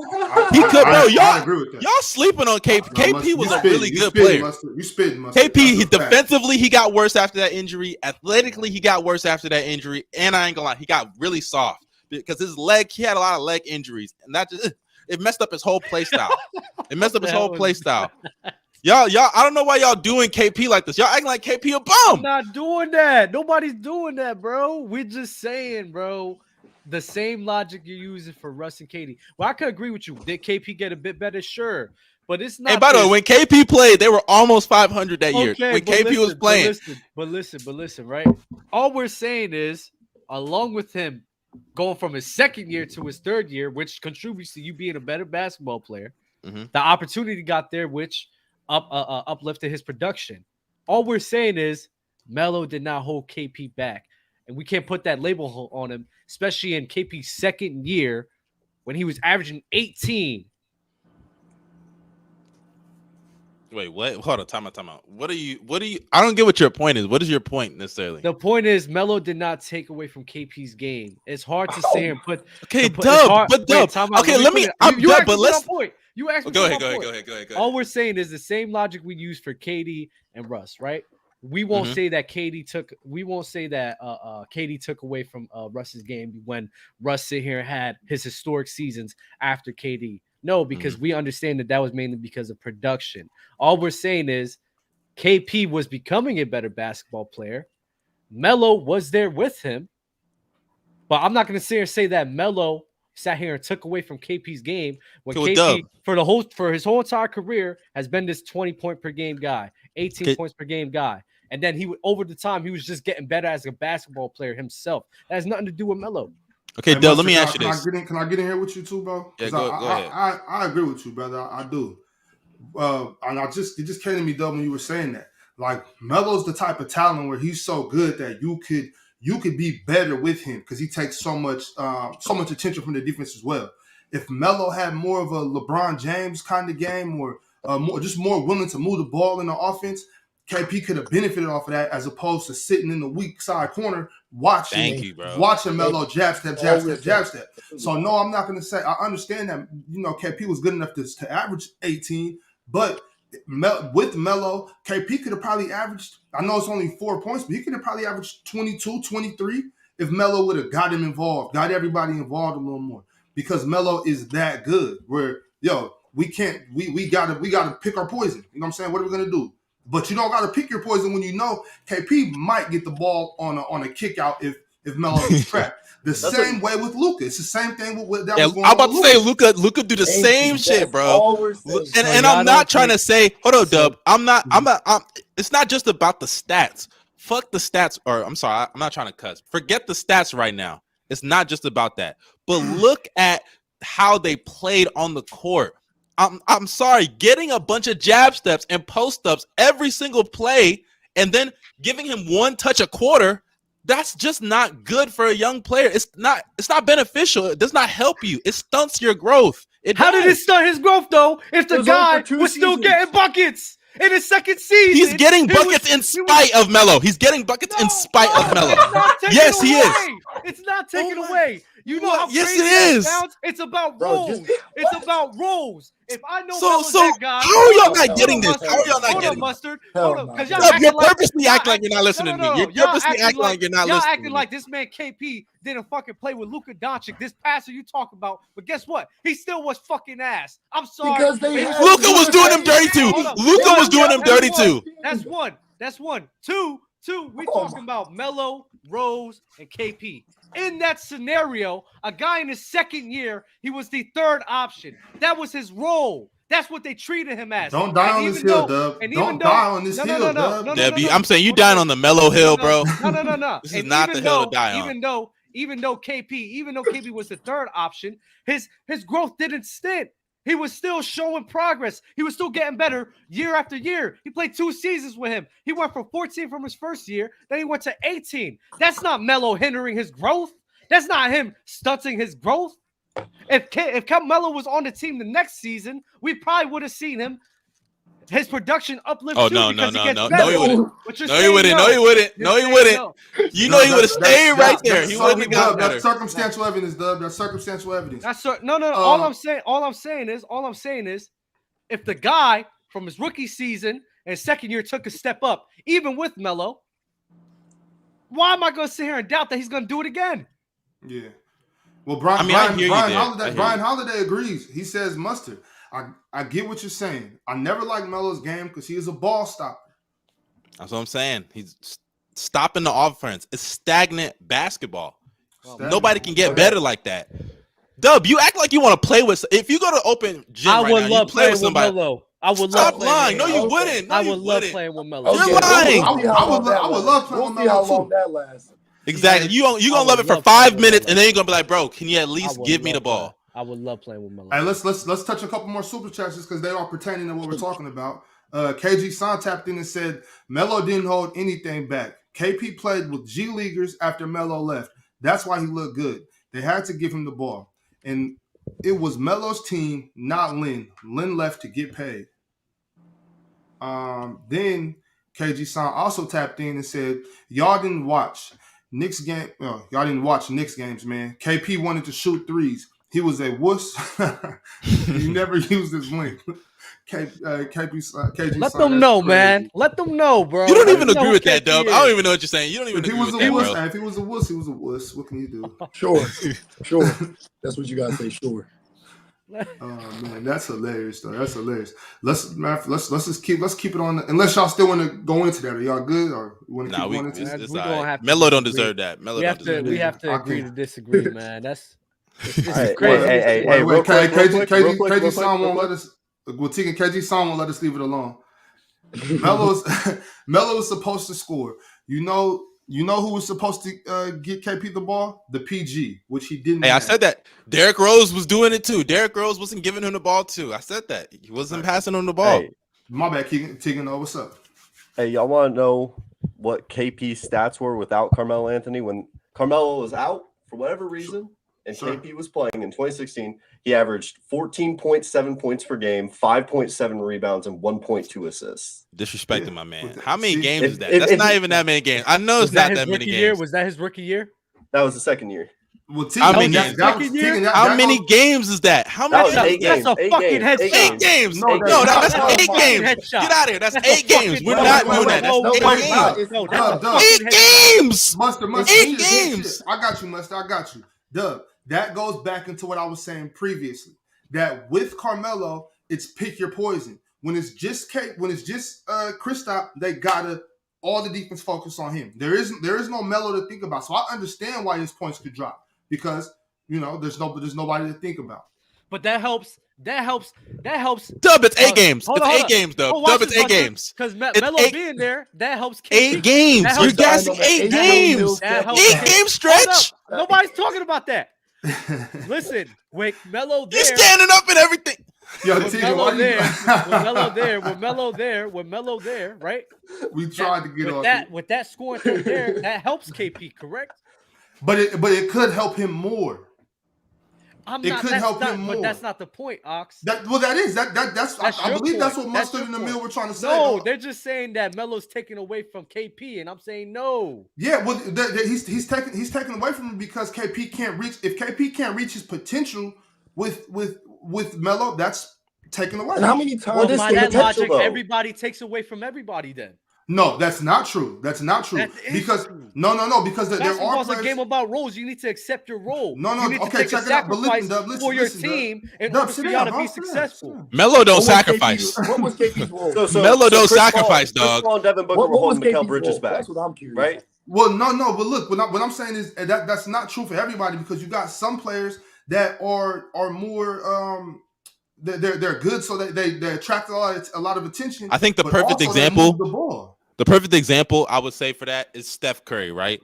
Steph Curry, he can go out there and get his 30, but he's making everybody better because he's not dominating the ball. He's within the flow of the offense, right? Steph is the one in a fucking million that's doing that shit. Somebody else. Let's use somebody else. Jokic, right? Jokic, Kevin Durant. Players. What are you talking about? That's my point. That's my point. Melo is just he holds dudes back. He's not that level. That's the problem with him. When y'all play basketball, bro, y'all understand.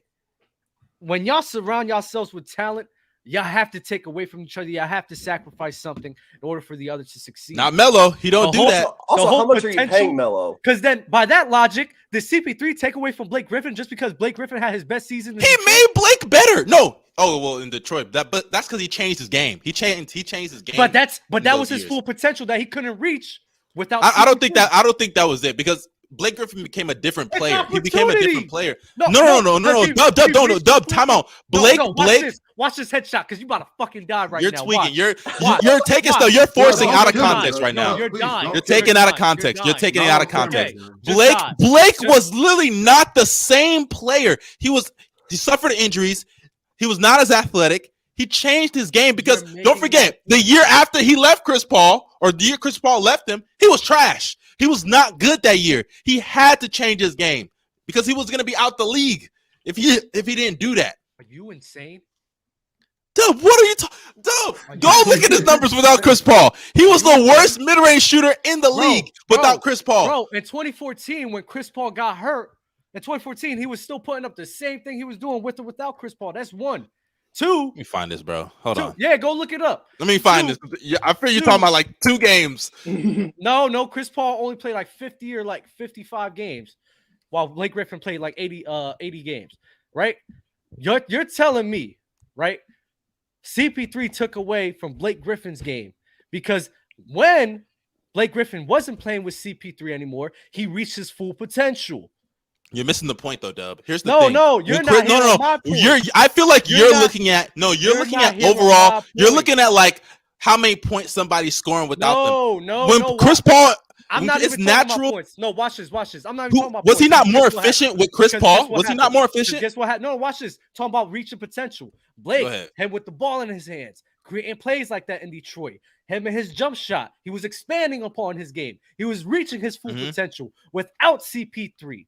I wouldn't say that CP3 took away from Blake Griffin's game. It's just that's what happens when you're playing with somebody like that. You need to fulfill the role. But by your logic, you would sit here and tell me that CP3 did take away from Blake Griffin's game because he took away from his full potential. Because they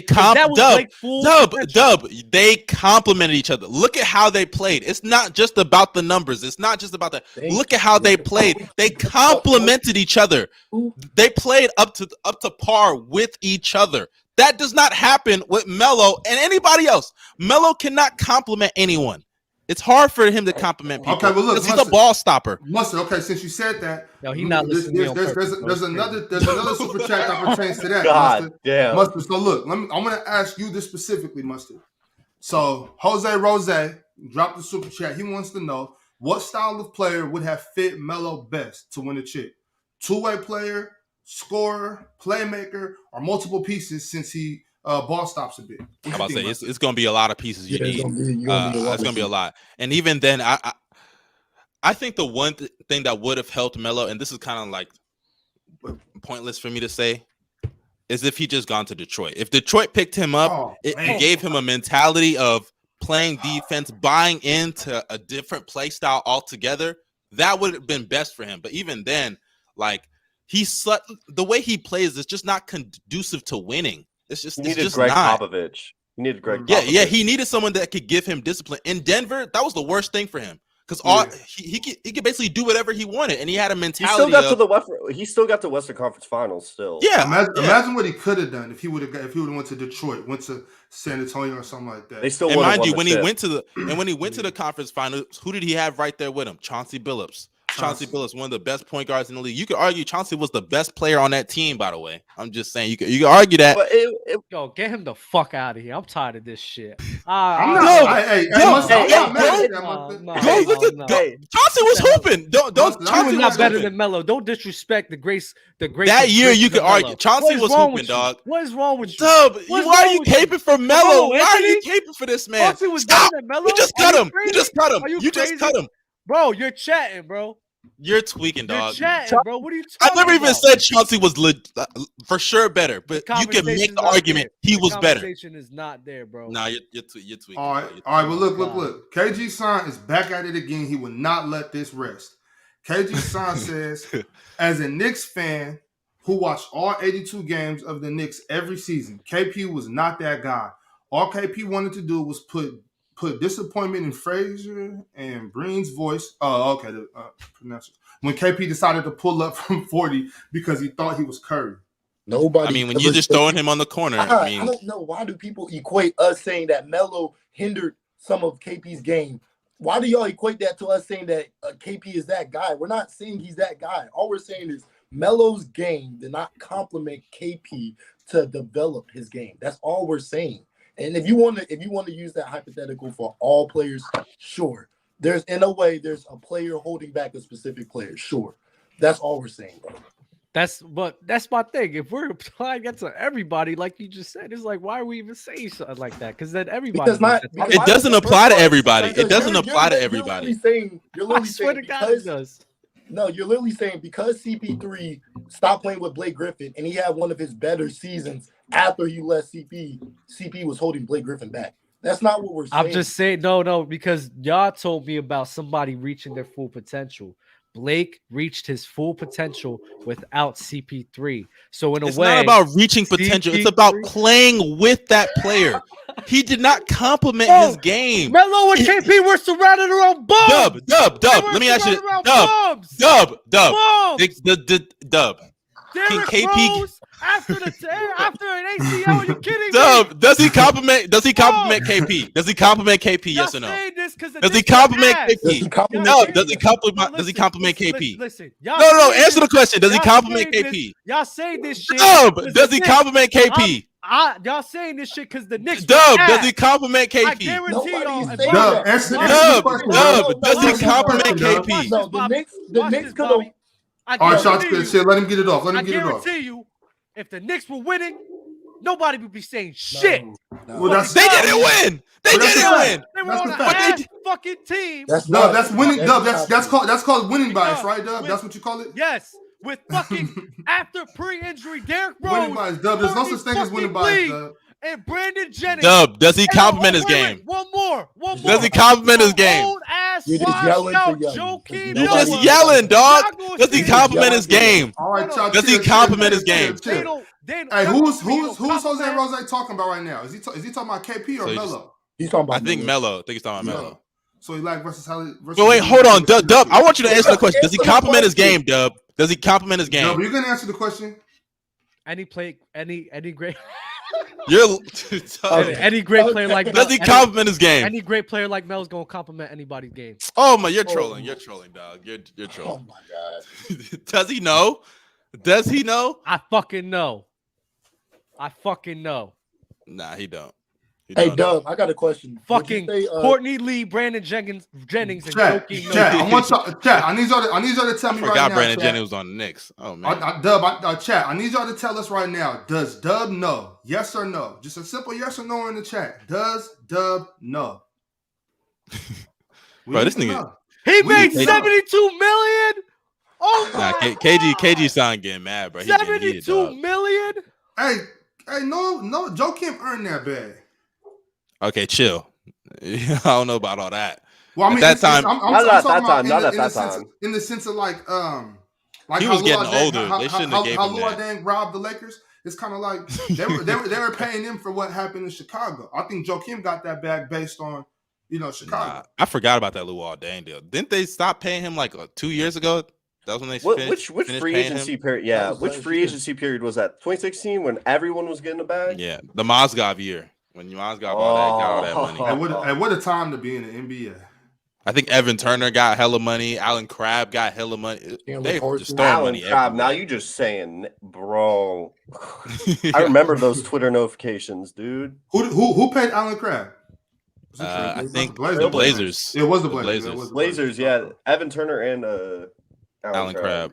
Evan Turner really disappointed me. I thought he might have been somebody, Chandler Parsons got a bag too. Chat. This is a perfect example of winning bias. There's no such thing as winning bias. Just because the team was shit, that's why they're saying they didn't compliment each other. Okay, I'm telling you, Dub is purposely trying to misunderstand what we're saying. He's purposely doing this. They could have won like one game that year, and if Melo complimented KP, I would have said Melo complimented KP. It has nothing to do with wins or losses. He just doesn't. Yeah. You didn't even hear us bring up that, by the way. Nobody's bringing up them losing. Saying, no. Because this is what happens in the human psyche. There's things that goes in the back of your brain, and y'all don't even realize it. Because nobody brought that up, though. I'm not saying y'all brought it up. Hold on. I'm saying I brought it up. Let me get this off. I said it. I recognize what happens in this world. I know what happens. And y'all are allowing winning bias to affect your opinion of Melo. Just bro, Jay, don't even let him trick you. If we having a different convo, he's gonna be hating on Melo. If we having a different convo, I guarantee you Dub will be hating on Melo. So what about Go ahead. I think Bron and D Wade didn't compliment each other. How what? What if I told you that I think Bron and D Wade as a duo didn't compliment each other? That's cool. Okay, so it has nothing to do with winning bias. They won 2 championships and went to 4 straight finals. It has nothing to do with winning bias. One player just doesn't compliment another player. Like I said. So what? If the Knicks were winning, okay, you wouldn't be saying this. Bro, he just gave an example of 2 guys that were winning. Because KP, I'm still finding a guy who could fucking compliment KP's fucking game. It's been how long Bradley now? Beal doing it. Bradley Beal not doing that shit, man. Bradley Beal, Kuzma doing it. They all doing it in Washington right now. That man hitting fucking that man working out of the post, bro. He working out. He ain't doing nothing with Bradley Beal. What you talking about? Bro, do you hate Porzingis? Do you hate Porzingis? What is this? Why are you hating on Porzingis? Bro, this man KP, I swear to God, you talk about him playing with Bradley Beal. He gets in the post, hitting jump shots over defenders, hitting threes. That has nothing to do with fucking Bradley Beal. They just give him the ball. Hey, Melo couldn't do that. He couldn't give him the ball. Fuck out of here. So they gave him the ball his second year. No, he didn't. No, Dub, why are you I swear, if we're talking about Melo on any other topic, you're gonna agree with us. But now how the hell you put up 15 shots, you ain't get the ball? I don't understand. I don't understand what that means. I don't understand what that means. How the hell you not getting the ball? You put up 15 shots. No, you're trolling. You're not serious. That's true. What are you talking about? You're not serious. So, like I said, you didn't answer the question. Did he compliment his game? Yes or no? Melo compliments anybody's fucking game. You're lying. You're lying. That's such a. Dude, you just gotta let him that. All right, so we're not gonna get nowhere with this. We just talked about the Thunder series, bro. Stop. Yeah, that was bad. Let's move it along. Tegan, don't stir the pot again, bro. I see you got that look in your eye. I'm about to mention him on the Rockets next. Bro. No, please don't. Let's get a couple super chats in the way. I forgot about that Rockets tenure, dog. Oh my God. I didn't. Mark Qatar says, what do you think about this? If KG gets drafted to the Spurs and Timmy D goes to Minnesota, we'd be saying KG is the greatest forward of all time. True. What do y'all think about that? That's not ridiculous. That's not ridiculous. I'm gonna say no. The reason I'll say no. No. It's not even because of talent, because KG talent-wise is right on par, if not better. The problem is Duncan's longevity and his durability all those years. I don't know if I could say that for KG. KG suffered a major injury. He played almost just as long. Yeah, KG suffered a major injury in 2010. Yeah, the Spurs wouldn't be as good as for long as they were, but for peak, I could argue that KG probably could have got the Spurs. Hold up, Tegan. My bad. I don't even know how to say your name. Bro, it's $2, bro. If your broke ass don't fucking send a super chat and tell me that, bro, you crazy, man. What? It's $2, bro. Send it. Brokey. $2? That's crazy, dog. Bobby, I don't hear you. Yo, Ox, is you on mute? Oh, my bad. Yo, you called him brokey, bro. You can't do the chat like that. $2? Oh God, we got Mars in the chat now. Oh no. Marty, brokey is crazy. That's wild. Okay, let's see what's next. Christopher D. If the Cavs in 2011 drafted Klay, Buttler, or Kawhi paired next to Kyrie, would they make the playoffs before LeBron decides to come back in 2014? What y'all think about that? Yes or no? I don't know because Klay. Let's forget Klay for a second. Buttler, Jimmy, it took him a while to develop, right? Like it took him a while. Kawhi, same thing. It took him a while, and Kawhi was in one of the best development staffs like of all time, the Spurs, right? So I don't know about those two. I mean, they would help for sure, but Kyrie don't make his teammates better, so who knows? No, yeah. I mean, he doesn't, Tegan. He does. Hey, I'm just saying those are three. Those better this year. Him and Klay would be a nice fit, though. I like. It would be, but I think Klay got the green light at Golden State, and he was able to develop in a system that was perfectly curated for his game. Butler took a while to come along, and I think he benefited from Thibodeau, and then Kawhi benefited from being in that Spurs system. Those are three guys that are products of the system that they came in. It's a tough what if to say that they would make the playoffs after having the number one pick. Tegan, I think that's slept on, Tegan. The fact that Butler came in with Thibodeau. Thibodeau let him be the dog that he truly is. And it makes sense. It makes sense why Jimmy is comfortable in Miami with Pat Riley, and Eric Spoelstra too. Udonis Haslem, their whole front office. It makes sense, from Chicago and then the stops in Minnesota and in Philly, but Miami and then with with Thibodeau, that definitely makes a lot of sense. That's kind of slept on it. I never really thought about that. Yeah, what about you, Amir, Dub? What y'all think? No, I was going to say the same thing. I think drafting to Cleveland might be the worst case scenario for all three of those guys because who knows what happens.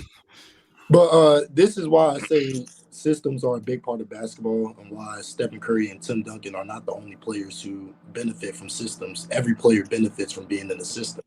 It's the job of the team to put the player in the best position to be successful. So. It's facts. People say like a system is such a bad thing. It's not a bad thing. There's players out there that are the system, and that's a benefit and a negative. Carmelo, when he was playing in his prime, he had to be the system because he had to have the ball in his hands all the time. LeBron is the system. Whether it works for winning basketball or not, that's up to them playing the games. But there's a difference between being a system player and being the system. Both aren't knocks on the player. I would say, oh my God.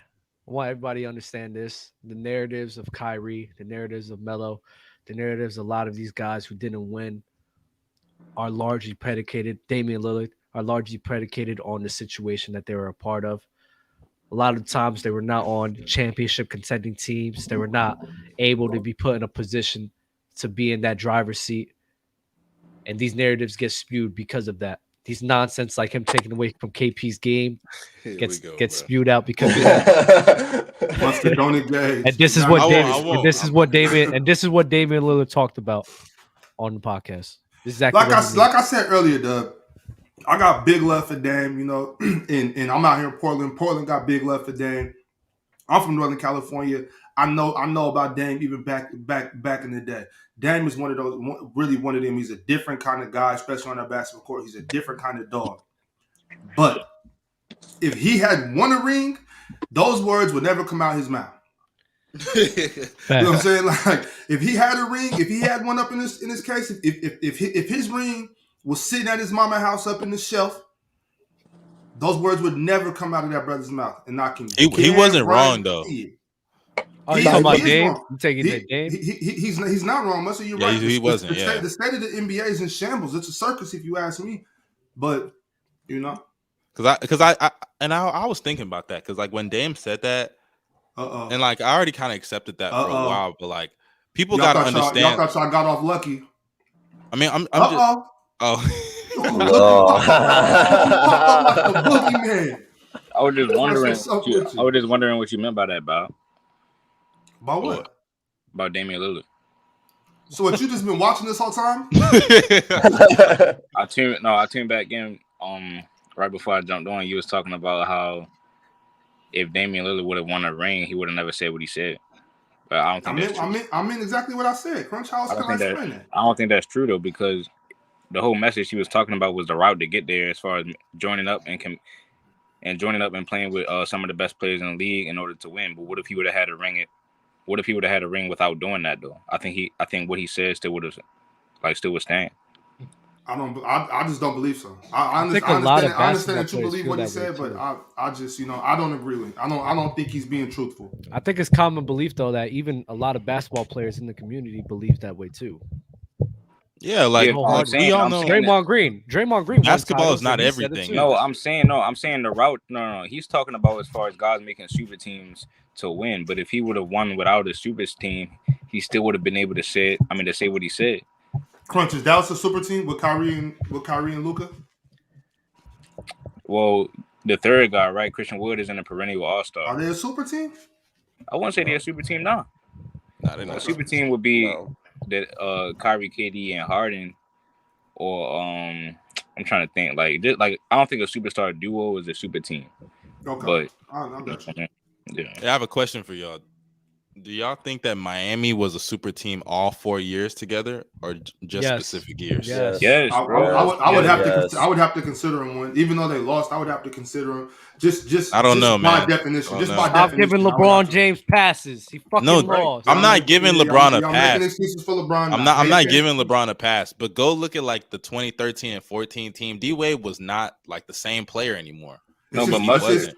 Well, look, Mustard. If that's the case, I need people to stop bringing up Charles Barkley. I need people to stop bringing up. Hey, you never heard me say that. I need people to stop bringing up Karl Malone and Gary Payton going to the Lakers. I need people to stop bringing up Moses Malone and all of that. I need people to stop bringing up Kevin Garnett in the set. Well, nah, they were still like that. I was about to say that's a super team, dog. I tried to throw KG a little bell right there. I got it. No, but the thing is though, like if you team like at the moment when you team up, if y'all a super team, and y'all having no, hold on, I'm saying not you, Prince. I was talking to Mars. My bad. And y'all happen to backfire by the last year that y'all played. I don't think that you get bailed out and say, "Oh, it's not a super team anymore." It's the same team. It just backfired. Like Mars is right. Moses Malone is I think KD, Kyrie, and Harden was a super team all the way up to the last time they played or broke it up. Like just because it backfired, don't mean you get to go back and say, "Oh well, it wasn't working out." Like the chemistry wasn't there the second year, so it wasn't a super team that year. Like no, it's a super team, and y'all didn't do what y'all supposed to do.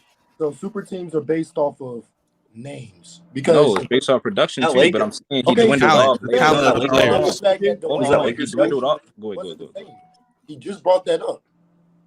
Huh? Did you not? I was saying if your production dwindles off, like he was like D Wade to me was still a perennial all-star. He like the last year, like y'all put into the last year. I'm saying, yeah, if you put into the last year, a big reason and still not be like what? Then D Wade averaged like 15 a game when they won like their second championship.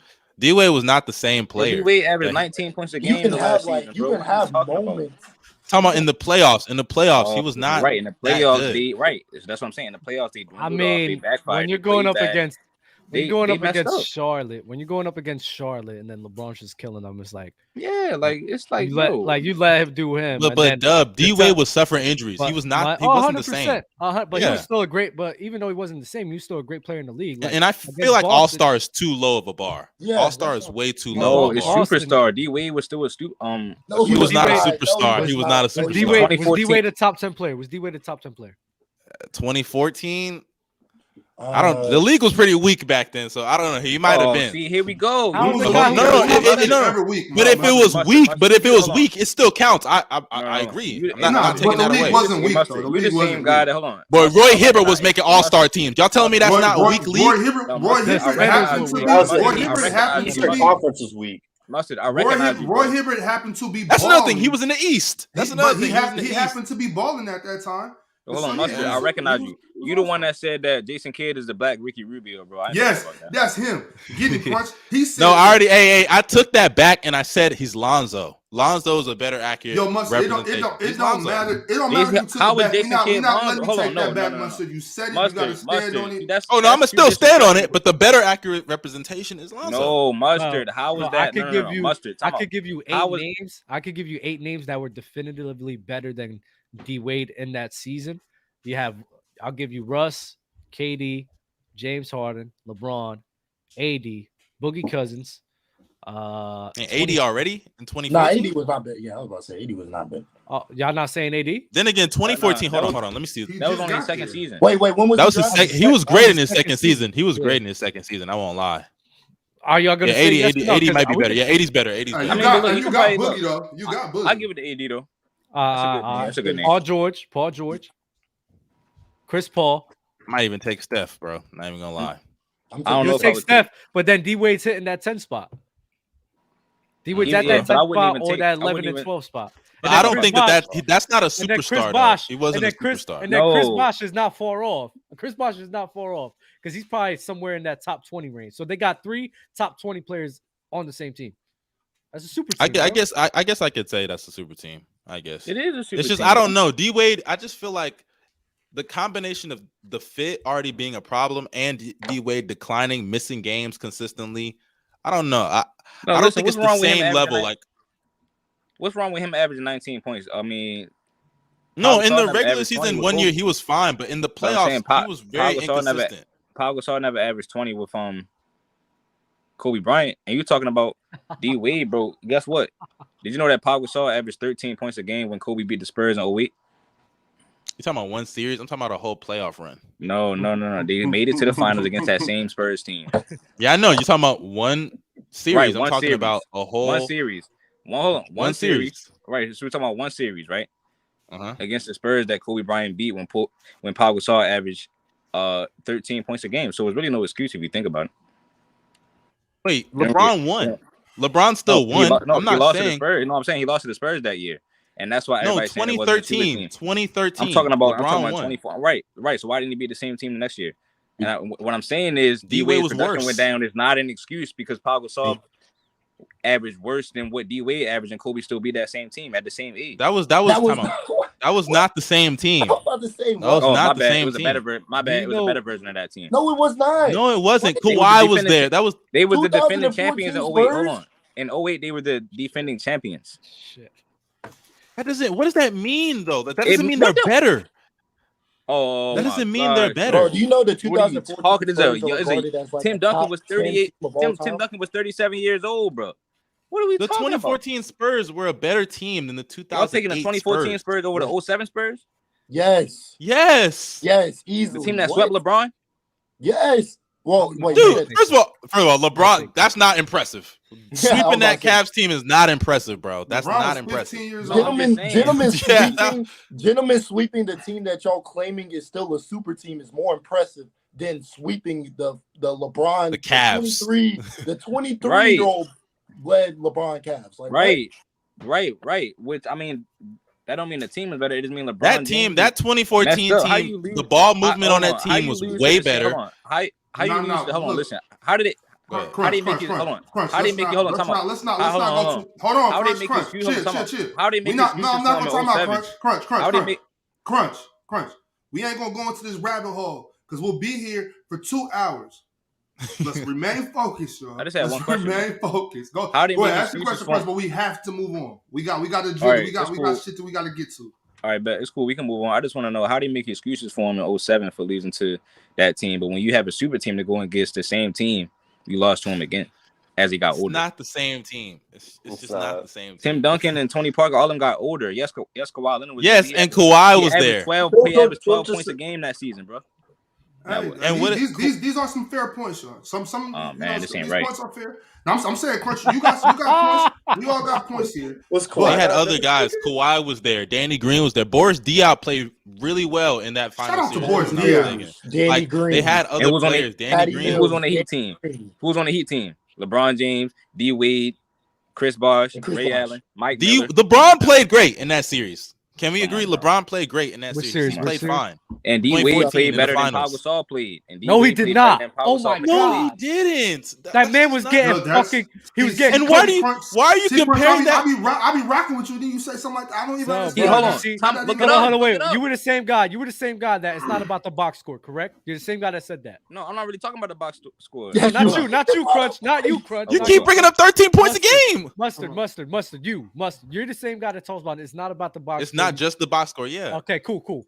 So LeBron James in that series, I was watching this man with my 2 eyes getting fucking cooked. Here we go. Religiously getting cooked by Kawhi, by Manu, by Tony. Oh, I agree. Yeah, that's fair. Offensively, then offensively, it was the craziest thing I've ever seen. When you go rewatch the series, you'll know what I'm talking about.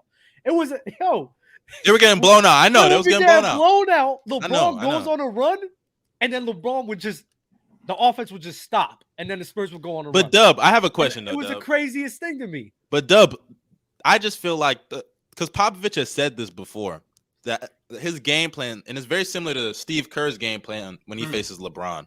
Let LeBron cook, and we're gonna shut everybody else around him down. That is the best way to stop LeBron or beat LeBron. Sure. But listen, when y'all head to head 0-0, the team goes on a run. It's like, bro, what the fuck are we doing? I mean, he can't guard everybody, bro. He can't stop everybody. But he was getting cooked. He was getting cooked. But Dub, he was playing good defense. Getting cooked doesn't mean you're not playing good defense. You feel me? That Spurs team, their ball movement was crisp. Chris Bosh defensively on the interior. We know he struggles. Let's be real. He does struggle on the interior a lot. What? Kawhi Leonard was cooking. Getting cooked is good defense now. What? No, I'm not saying so look, you could play. I know what he's defense, saying. I know what he's saying. Like Tony Allen, right? But hold on, Mustard, because you just said what you just said, right? You brought up Greg Popovich, Steve Kerr. Then we were talking about the Heat, so that's got to be Eric Spoelstra and Pat Riley and those guys. So we could just take this conversation and shift it straight to where I want to go anyway. Do these coaches get too much credit, or do they get too little credit? What's the deal? Like, and we can all go down. So I can ask you guys individually. Like, can you name a coach, current coach, or a coach in history that may have got too much credit, or another coach that also didn't get enough credit? I want to start with you, Mustard. What do you think? How does that go as far as credit with coaches? I think it depends on the coach specifically, because sometimes people have agendas against certain players and they want to like pick and choose when coaches matter. Like sometimes some people will say, "Oh, Curry would have never became this if he never had Steve Kerr." Right? Like that's a common thing people say. But I think the one person that gets it the worst, probably Tim Duncan, right? And don't get me wrong, Popovich did great for Tim Duncan, but people forget Pop was on the verge of being fired before he got Tim Duncan. He was not that level of a coach in the beginning. Like if you go look at those Spurs teams in the beginning, granted, David Robinson was great defensively, but offensively, he wasn't the same player that he was post-injury. Duncan carried a lot in some of those years, especially I believe that 03 season that they went, right? Because they never went back-to-back. So I think they won 03, 05, 07. So yeah, the 03 year. 99. Yeah, 99. But D-Rob offensively was still like solid in 99. But by 03, D-Rob, that was like his last season. Tony Parker was like, I think a rookie. Or no, Manu was a rookie. Tony Parker was a sophomore. They were not that good in the playoffs. Duncan carried a lot. But yet you'll hear people consistently say, oh, man, Popovich, man, he's just that great of a coach. He put them in the perfect system. So you're saying Pop gets too much credit? Yeah. Pop does get too much credit. Not saying he doesn't deserve some of it, most of it. But I think some people like they act like because the Spurs were so successful so long, it's because of the system and because of Pop. When in reality, there's one guy there that was doing it, and it was Duncan's longevity. Okay, so matter of fact, let me just do this. Let's do this. And chat, y'all feel free to tap in too. We definitely want to hear your comments. Please let us know what you think. So I'm gonna go around. Mustard, you just said Greg Pop. You said Greg Pop gets too much credit. Do you think he gets is he the main coach that you would say gets too much credit of all coaches? Would you go with Pop? Can we put you down for Greg Popovich? I don't want to say that. I'm kind of wavering here. I'm sorry that I am. It's just really hard because I think, like I said, it wavers from person to person. Some people may think Pop gets too much credit or not too much credit. Some people may give Pop too much credit and some people may not. So I think it just depends person to person. Well, I guess I'll say Pop. I'll say Pop for now. Tegan, could you give me one coach that you say gets too much credit? Like I'm talking about a guy that you hear about all the time, one of these top 10 coaches that in the back of your mind, you know, he's not really that. He just had maybe incredible players. Who gets too much credit? I ain't saying he is a top 10 coach, but currently, and like if we go 10 years from now, I know for a fact people are going to look back and say Tyronn Lue was this elite coach, but that man is it's a great pick. What you got? That's a good pick. What you got, Crunch? So far, and y'all, and I mean, I know we might have some of the same ideas, but let's try to keep everybody with different coaches. So if somebody says your top pick, who's your number 2 pick? Who you got, Crunch? That's a great pick, man. A coach that gets too much credit. I like to give credit to coaches, though. So I mean, that's hard, man. That's hard. I do think players should get more credit than the coaches, though. But that's a hard pick for me. I'm not gonna lie. Hey, Ox, I can change mine real quick. Come back to you. Yeah, go ahead. Yeah. I'm gonna come back to you, Crunch. Don't change. I'm gonna change mine just because.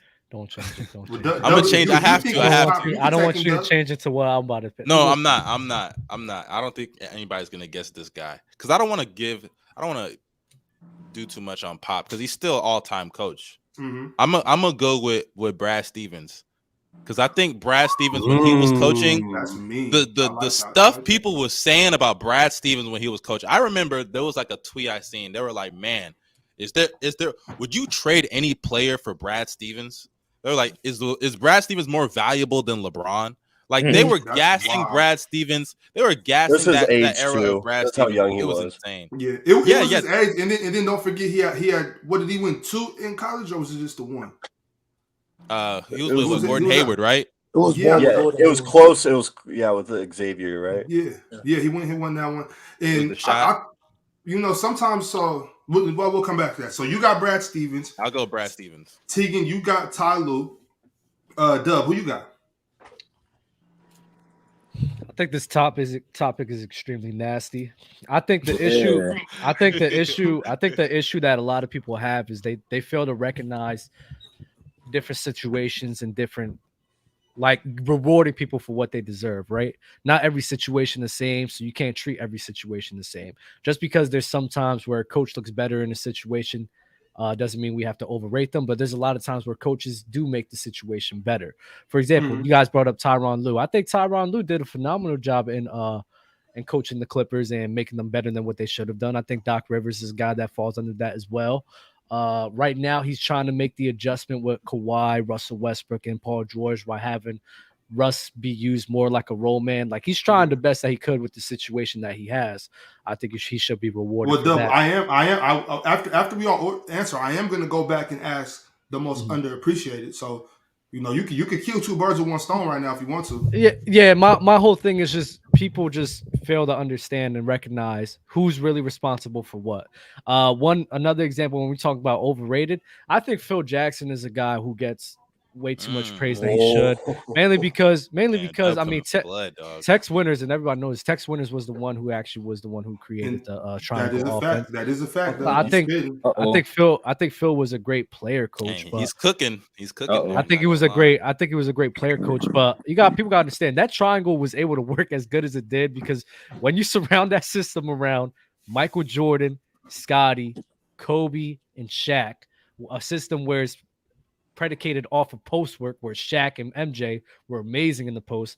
I mean, it just makes it easier for you to get off and win titles that way. So in my opinion, that triangle offense was able to work mainly because of how many dominant figures they had in order for that to work. So are you stamping Phil Jackson? 100%. Okay. See, I do want to say this, Dub, about that. Yeah. My thing with coaches and players is that you gotta have both. Like, if you got a coach that is just stubborn and only wants to run his system and he doesn't care what type of players he got, he doesn't know his personnel, you're not going to have any success. If you got players that are incredible talent, but they don't want to buy into their coach's system, then you're going to bump heads. So it doesn't matter how good of a coach or how good of a player you are. You got to have both. You got to have. Sometimes you can have a mid coach and mid players, and they're bought into each other, and they'll beat a better team with a bad coach or a great coach with a bad team. Or you can also have 2 greats, and they don't buy into each other, and the mid team and the mid coach could beat you. Crunch, you got an answer already, or you want me to go to a meal? Yeah, I was gonna say because I was thinking about Phil Jackson, but I didn't want to get too nasty. But Doug don't give a damn. I gotta agree with Dub because I always felt like you got to go somewhere else, Crunch. You got to choose your second coach then. I see a good suggestion in the comments right now. I'm saying it's hard. Like it's not that many coaches that you can just say, or get too much credit. I did just want to know, but I was just responding to what you said. Then I think that great coaches still need great players though. Like coaches need great players more than the players need the coach. In my opinion, of course you need a great coach, but you don't have to be a legendary coach in order to win championships. Because for example, Phil Jackson he wasn't really doing much before he came to Chicago. You know what I'm saying? He wasn't a coach before he came to Chicago. You said what? I said he wasn't a coach before he came to Chicago. No, he wasn't a coach in the NBA. No, but he was. You know what I'm saying? He was a rookie coach. No, he did coach overseas somewhere. He wasn't really good, I think. Oh, you talking about? I thought you were talking about the NBA. But yeah, you're right. Yeah, nah, you know what I'm saying. So I think it's more so about the players. Okay, so we're just gonna take you. You're just gonna take Phil Jackson too. Yeah. Okay. So we got two Phil Jacksons. We got a Ty Lue.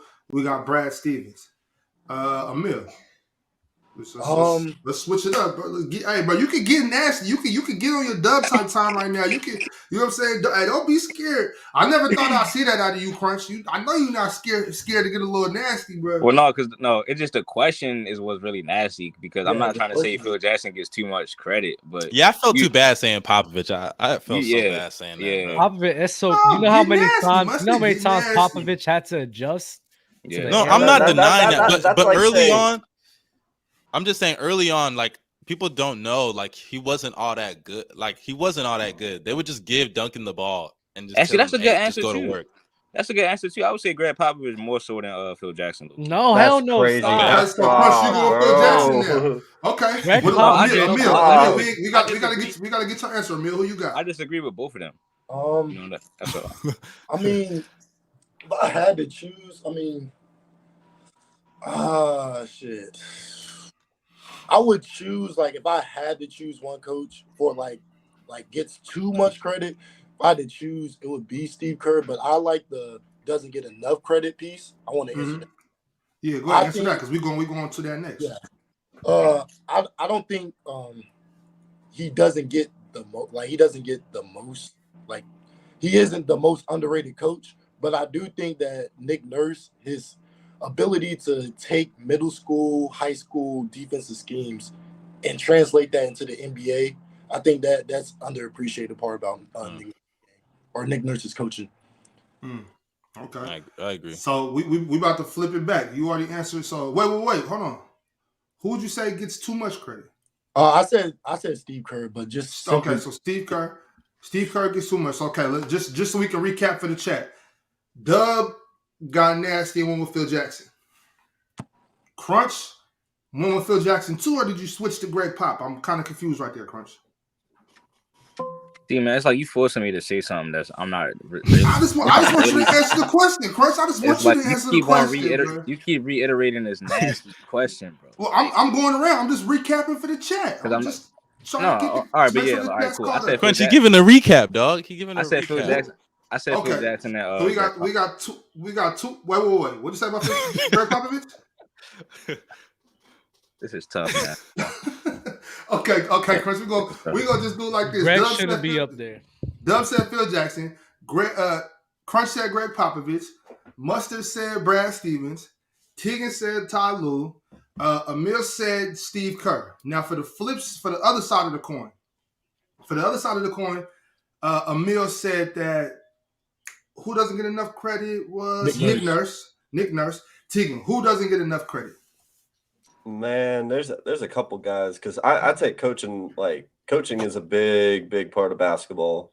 And looking through the course of time, you could say Mike Budenholzer, and I want to say honestly, because even though he never won a championship, right? Because a lot of people want to focus on just championships, but Mike D'Antoni, his offense was able to transcend some real careers. I'm willing to. Whoa! Wait a second. I do got to say this because I forgot to give my take too. I'm just hosting today, but I'm a panelist, so let me go ahead and give mine too. I was gonna say who gets too much credit is Mike D'Antoni. I'm gonna tell you like this. Oh, you're trolling. I'm gonna tell you like this. Wait. Yo, Buster, yo. Everybody hates on him. What are you talking about? I swear to Roberta, that's my mother, that I am not trolling. I tell you like this. My sons just start playing ball. He's 6. If I went to the rec center this weekend and I walk in the gym and I'm like, okay, who's your coach? What group are you with over here? And I see Mike D'Antoni, we are leaving. I'm talking about face. We're getting out of there. We're going home. I'm going to tell him, look, you're not playing this season. Soccer's right around the corner a little bit. Don't worry about it. Bro, everything you learn as a little kid in basketball goes out the window when you play for Dantoni, bro. Literally, there's no bro. Y'all are acting like he didn't innovate so much offense. He's an innovator, but he's a terrible coach. Everybody hates on this man. Why? I don't get it. I don't get it. His offense was able to transcend through multiple decades. I think like if you were to get polar opposite coaches that have not won a ring, you got Mike Thibodeau on this end, and then you get Mike D'Antoni on that end. Really good offense, really good defense. Both of them are underrated as coaches, even though they haven't won a ring. Like Mike D'Antoni should get more credit for how good of a coach he is because he's able to uplift Harden's career and he was able to uplift Steve Nash's career to levels that we didn't expect. Shit, we saw a little bit what Jeremy Lin can do under that system too. Another point that people keep forgetting about Mike D'Antoni. You know how many times where there was a scenario where he got cheated, where he was in the Western Conference going up against the Dallas Mavericks, the San Antonio Spurs, the Los Angeles Lakers. This man took the damn greatest team of all time to 7 games, and we still have debate. Don't say it's not winning basketball, Tyson. Don't say that. No, hold on. Watch this. And there's still debates to this day that the Houston Rockets could have beaten that team. I agree wholeheartedly. Mike D'Antoni is one of the most slept-on coaches in NBA history. This guy is a generation. Hold on. Oh, no. I'm just agreeing with him. I'll pick somebody else. No, my bad. Go ahead. This guy is a generational coach. He helped change the landscape of the NBA. He revolutionized the game, bro. And there were so many opportunities that he could have won. But what happened? He probably got cheated or his guy got hurt, bro. Is what it is.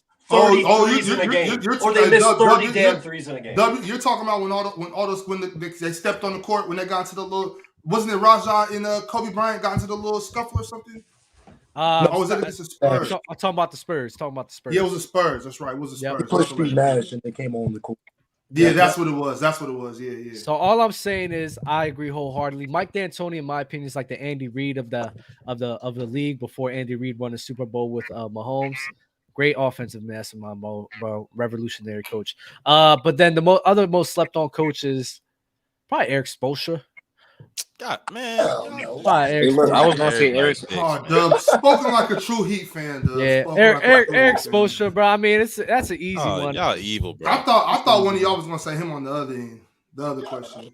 I was gonna say, I agree. Eric Spoelstra is real underappreciated. I mean, he went to the finals again after that Super Team Heat era. But I would say a guy like David Blatt, mainly because I see guys on TikTok all the time calling him trash. So if you calling somebody trash, David Blatt. You know, I mean, David Blatt, dog. I think he's a good coach. Not David Blatt. I think he had better coach than Tyronn Lue. Oh yeah, okay, chill out. Ty Lue is better than him.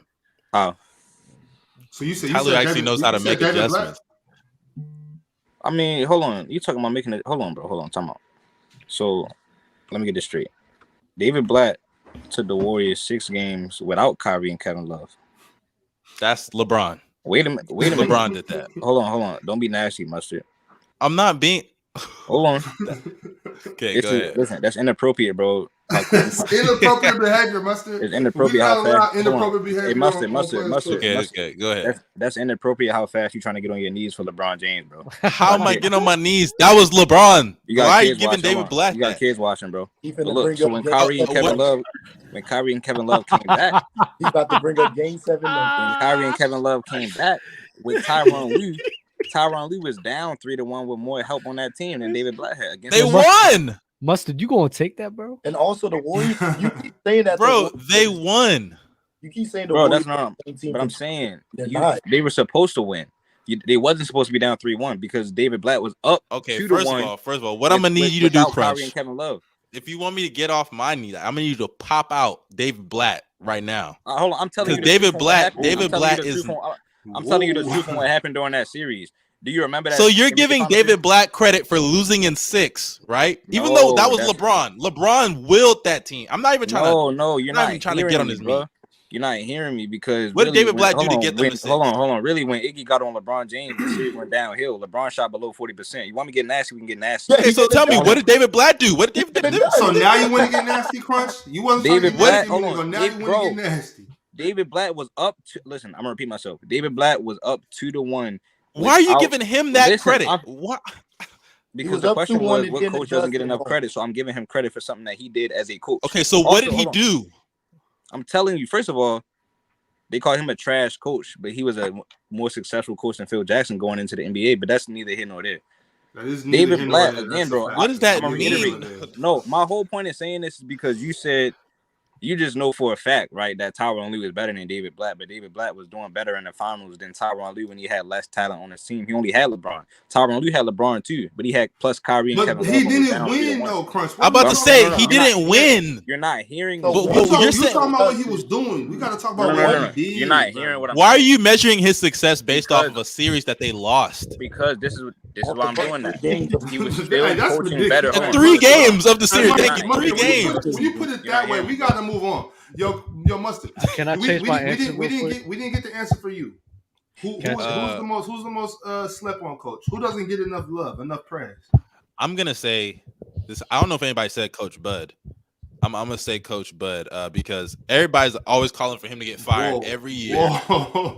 Hey, you and Crunch tripping right now. No. This is my thing. With Coach Bud. They don't realize that Giannis is just not that guy. Dub. You ain't half the reason Bud has a job, bro. Here's my thing, and I agree. Bud has had some mistakes that I've been super mad about, especially in the half court. Of him, but he's still underrated. Yeah, I can be critical, but he's still underrated. Like people act like he's just leeching off Giannis, and to an extent, I understand why people say that. But like, look at the Bucks before he got there versus when he got there. Defensively, Brook Lopez is in the best position of his career. And a lot of that goes to Bud's defensive scheme with the drop back that they do, right? Well, also, Lopez gets credit too. Yeah, Lopez has rejuvenated himself. I'm not going to deny that. Lopez is great, but that system does help. It does help him, you know? Also, on top of that, like, I understand, like, the half-court issues, but look at all the problems they've had. For one, I love Giannis. But Giannis in the half court sometimes be a little shaky with his decision making. I'm not going to deny that. And then also, he had Eric Bledsoe on his team. Eric Bledsoe is not a good NBA player in the playoffs. I'm sorry. Baby Bron? This is not Phoenix. He's only a Benny Bron. What you talking about? Stop. Hey, real quick, fellas. I'm so sorry. I'm gonna go with Bud. I got to interrupt real quick, Mustard, because I'm such an L host. I got to shout out our GOAT members. King J and Comatose. If y'all want to join, just click the link. We'll be happy to have you as YouTube members. Sorry about that. I had L host. No, you good. Shout out to our GOAT members though. Sorry about that. So that's it. That's all go I ahead, man. My bad. Hey, Mustard. That's all I have to really say. Hey, can we get a quick recap though? Can we get a quick recap? I was about to say I did have another coach though. And go ahead. Mike Brown, I think, is underappreciated. Okay, he's just trying to slander LeBron. He's trying to slander LeBron. Hold on. Not even saying Mike Brown not underappreciated, but I know what you're doing. You got your agenda. You're trying to get on LeBron, bro. See, this is your problem. Hey, listen, bro. I told you, bro. We got kids watching, bro. All this gawk. all this gawk. Yo, Crunch, are you subscribed to Ticket TV? I don't know if I'm subscribed. I would subscribe. I watch the joint all the time. But I'm just well, if you watch, you need to subscribe, brother. Don't do that.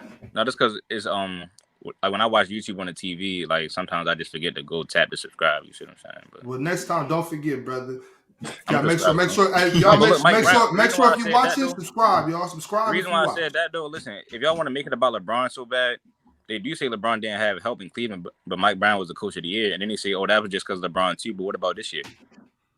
Okay, so let's recap. Let's recap though. So who? I just want to see. I want to see who we got. Let's go subscribe right now. Let's go. Dub, you said Bill Russell. he was underrated as a player coach. You're a player coach, bro. You underrated for sure. That's fine. Bill Russell, Tegan, you had Mike D'Antoni. Emil, you had remind me, brother. Remind me. Nick Nurse, my fault. Nick Nurse.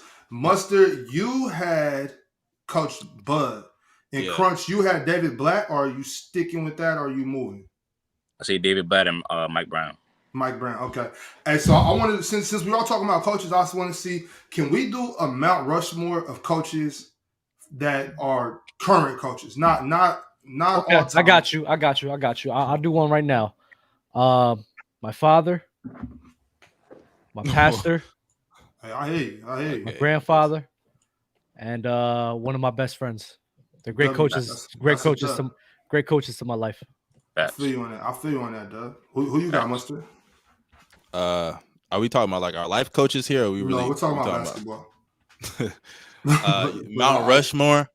I mean, it'd be current coaches though. They're playing. They're coaching right now. I'm gonna exclude Pop because he just hasn't been doing anything lately. No disrespect, he's still a great coach, but I'm sorry, like they're just in the motion right now. They suck. But I say the Mount Rushmore coaches. Udoka is gone. Can I put him there or no? He's not. He don't got a job right now, so I would not put him in. Damn, that's tough. I go Mike Malone. I guess of this specific season, Mike Malone, Mike Brown. I go Taylor Jenkins. What's his name? Is it JB Bickerstaff for the Cavs? Uh-huh. He's doing a pretty good job. I like what he's doing over there. And I go I go Spo. Okay. I go Spo. Spo, Mike Malone, JD Bickerstaff, and Taylor Jenkins. Yeah, and Bud too. So you got it's only 4 heads. That's on 5, Rushmore. Right? Oh. Okay, then remove Bickerstaff. I'll put Bud there. Okay. How you gonna remove the brother?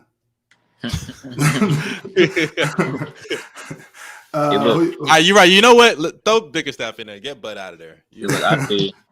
I can't do the brother like that. Tegan, who you got? If you're doing current, I'm probably gonna go Mike Bud. I ain't gonna lie, after the year that they've gone through, Jacques Vaughn. Okay. Ooh, that's a good one. That's what I was gonna say. Terrible one. I'll throw Michael Malone in there, and then coach for the Oklahoma City Thunder, Daniel. That's can I get some clarification on that last one? Why would he be in your Mount Rushmore with current coaches? Because I if we're crediting current, and Mike Brown, he gets credit for the year that he had. I'm a credit what the OKC Thunder have been able to do after the expectation was they're going to be a bottom feeder team for the next 3 years. And Shea and that crew and the rotations that they've had defensively and outside of Giddey and Shea after losing their number 2 overall pick and Chet, I got to respect what they were able to do with that head coaching staff. That is an incredible job, man. That's facts. They're a top 10 defense without like a rim protector, like a real rim protector. They're a top 10 defense. That's extremely impressive. A very young team. You don't need a fucking rim protector anymore. That's why. Dub, stop. Yes, you do. Dub. No, what team you just talking about? I couldn't hear you, Dub. OKC. Damn, top 10 defense. God damn. Yeah. Crunch. Who's your, that's the state your... where the NBA is going right now, bro. You don't need a rim protector like that. Guard up on the perimeter. It could fix a lot of things, man. Lou Dort. You got your Mount Rushmore ready? Yeah, I mean, as far as current coaches, I would definitely say Mike Brown, Jack Vaughn. I think Jack Vaughn turned the Nets around after Steve Nash. Amir looked angry about Jack Vaughn, bro. Oh, I look at them. He's still keeping them afloat now, even after Kitty and Kyrie left. They're on the losing streak right now. Though, I'm about to say they're losing, dog. They're losing. They're losing streak right now, but I still got to make the playoffs though. Still got to make the playoffs. But look, he was able to turn around a trash defense into a solid defense, and he went on that winning streak as soon as he started head coaching. I'll speak on Jack Vaughn when it's my turn. Who else you got, Crunch? You got Mike Brown, Jacques Vaughn. Who's the other two? Man. I would have to give it to JB Bickerstaff. No, what's so funny, bro? I'm just a funny guy, man. I like laughing. You can't laugh. I see GB Bickerstaff, man. And one more. I mean, I don't know. Like all these coaches mid, bro. Those are the top 3 coaches to me, though. And no one's saying Doc Rivers. No one's gonna say Tyronn Lue because nobody likes Doc Rivers. Come on, man. I mean, they still doing for good reason. For good reason. Yeah, forget him, bro. They still doing the same thing. Also, shout out Will Hardy from the Jazz, man. You supposed to be a muted. Facts. What's your 4 crunch? I really just had 3. I said Mike Brown. Oh yeah, you said Mount Rushmore. So damn. Yeah, So Mike Mike Brown, four people. Jack Vaughn, JB Bickerstaff. A coach that I think is doing really well, man. I think Monty Williams is a good coach, but I don't know if he's having his best season this season. But I think he's a great coach. Okay, well, I think we could put Monty. Amir, what's your Mount Rushmore? I would say Mike Brown for sure is number 1. Probably Mike. I would go Mike Malone if we're talking about this season. Joe Mazzulla, I'll put him up there, and the coach from the Cavs, whatchamacallit? JB Bickerstaff. Yeah, JB Bickerstaff. What's up, Tiggy? I know that we're talking about currently, but and that's why we're not putting Pop in there. But Pop hasn't won a championship in a long time. I just want to ask what the thoughts are with Steve Kerr because he just won a championship last year. I don't think any of y'all said Kerr. None of y'all. He has not been mentioned. I personally think Steve Kerr is a little overrated, but he's a Mike Brown merchant. I don't think. Okay. Hey, Emil, you spitting right now. I swear you spitting right now. I swear you. I don't think you can say that. Me and Mars had a brief discussion about this maybe a month or so ago. I asked him, does what's going on with the Warriors, their inability to win on the road, and then this abrupt turnaround with the Sacramento Kings, does this show that Mike Brown was super important to what they had going on in San Francisco or Oakland prior to that? Like what's the deal with the Warriors? What did they lose really besides Otto Porter and Mike Brown? Andrew Wiggins. Wiggins is a huge piece to that. GP man. Also, GP was a tough loss as well. GP was a tough loss. These are facts, but I'm still saying like there's got to be something though. There's got to be something, and I think it was Mike Brown.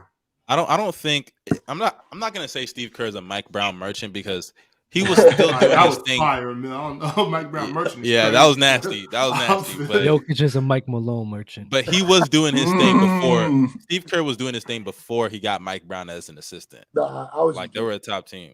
Okay. But I do think Mike Brown hurt their defense. Losing Mike Brown, that definitely hurt some of their defense.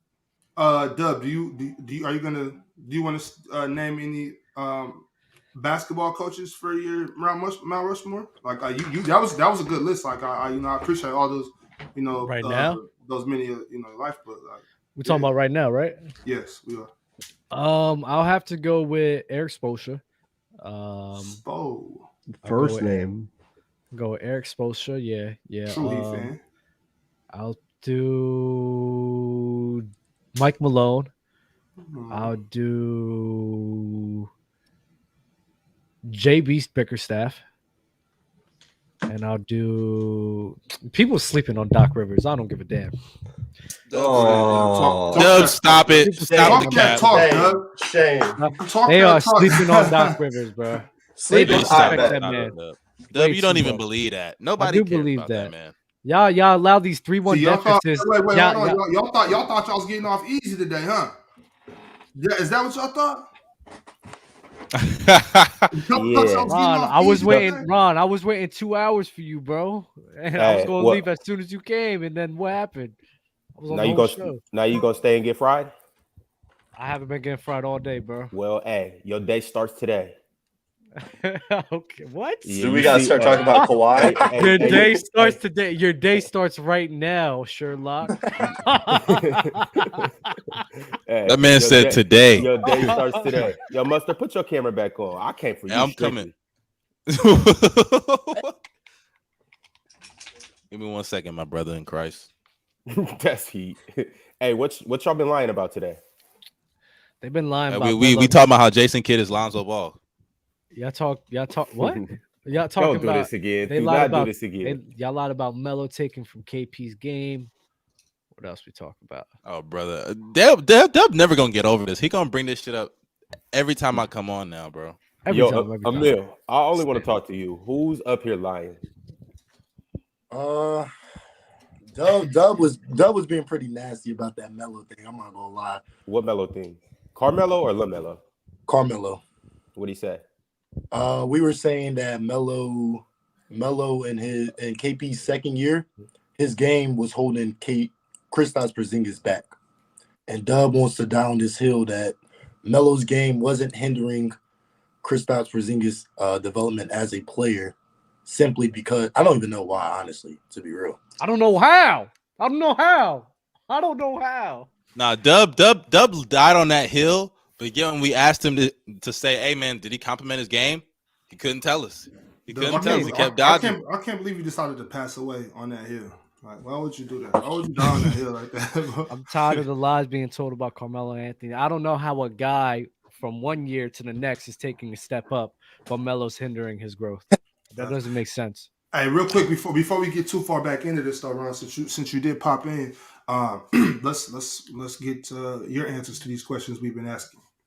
Can we get your most underappreciated coach and I guess your most overappreciated coach? Your coach that gets way too much credit, and this is all-time coaches, and then your coach that got too little credit all time. And then after that, we'll get your current Mount Rushmore of coaches. Damn.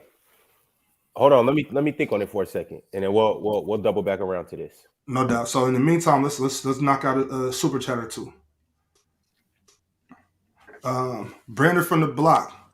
Where would y'all rank John Wall among point guards if he was still healthy today? Prime John Wall. Shout out my dogs, Crunch and KD Burner. They both not even up right now. Yeah. That's a tough question. Is he even better than Jalen Brunson? Tegan. He's better than John Morant. He's better than John Morant and Trae Young. Yo, Tigger, I don't know about that. Tigger, you my man, Tigger. But look, we cannot do that today.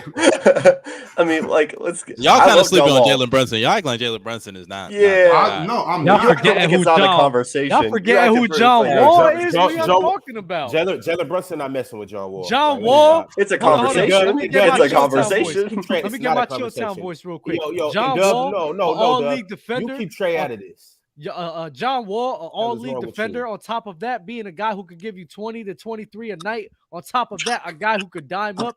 In this era, he probably gonna have 20 to 23, 10 assists bare minimum. So a guy like that is not gonna be better than Ja. Not gonna be better than Trae.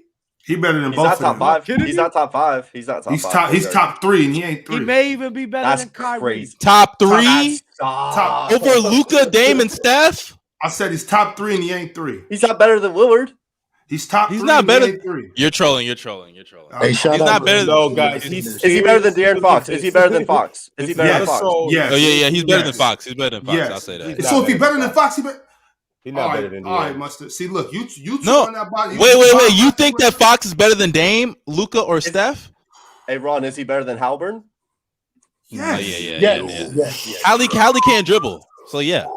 What do you mean he can't dribble? What is Have you seen Tyrese Halliburton try to dribble? Time out. What does that have to do with anything? He can't dribble. I want my point guard to be able to dribble. Jokic can't dribble, and you guys say he's the best passer in the league and the most efficient player. What does that have to do? Actually, Jokic can dribble.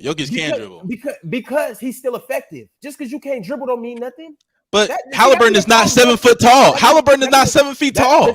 That's the problem, though. And this is why you guys be so fascinated with James Harden, because he does 10 step backs before he shoots. And he does 10 step backs before he shoots a three, travels 4 times, and double dribbles. Right, that's a bag.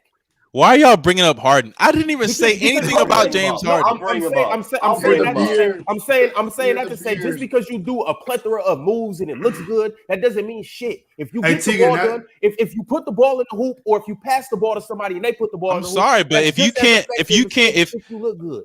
Okay, but unfortunately, I'm sorry. Getting to the rim, your handle plays a part in that, and Hallie cannot do that. Hallie does not get to the rim. No, he doesn't get to the rim. So what does he do? How does he manage to average? He's just a great shooter. He's a good shooter. I'll give him his credit. He's a good shooter. So how does he get? John Wall's going to be one of the guys lost in NBA history. He would clear Ja and Trae Young today. Clear. Talk that talk. Talking about, man. Talk that talk. Why do y'all got to do that, about, Bobby? You gotta make me discredit. You gotta make me discredit John Wall right now. I'm saying, bro, they gonna make us start. They gonna make us start. You with me, Bobby? That's y'all gonna make us look like haters now. Y'all gonna make us look like haters now. Did he not make a terrible shot? Wait, Amir. He said that John Wall. He said John Wall would clear Ja and who's the other? Trae. Watch this. Was he not an inefficient shot? The last time John Wall was in the league, the motherfucker dropped 23 and 10. He was trapped. Last time he was in the league. When was John Wall? My bad. And then we talking about in his prime. Oh, I was about to say. The last time he played a full season, what happened? When was his last healthy season? When was his last healthy season? 2017. He made the All-NBA. Okay, wait, hold on. Where was he ranked amongst point guards in 2017? Top 5. Yes, Steph. Hold on, wait. He was round 5. Yes, Steph. CP3. Russ was above him. Russ. So wait, hold on. Dame. Even Kyrie. You can say Kyrie was above him. Actually, no. What level was Dame playing at the time? What level was Dame in that top playing 5 or 6 range. He was top 5 or 6 range. Actually, no. Harden was a point guard that year. Harden was better than him too. James Harden ain't no fucking. But even then, Trae and fucking Ja ain't playing on those guys' level. Facts up. The only one is John Wall wasn't playing at their level either. So I don't know what you're saying. John Wall was top 2 and he wasn't 2. Yeah, the only thing is John Wall was not top 2. That never happened. We talking about John Morant. We talking about John Wall and today. So of course, bro, you matching him up against a Russ who was averaging a triple-double. James Harden was playing with Mike D'Antoni. Stephen Curry who was with Kevin Durant.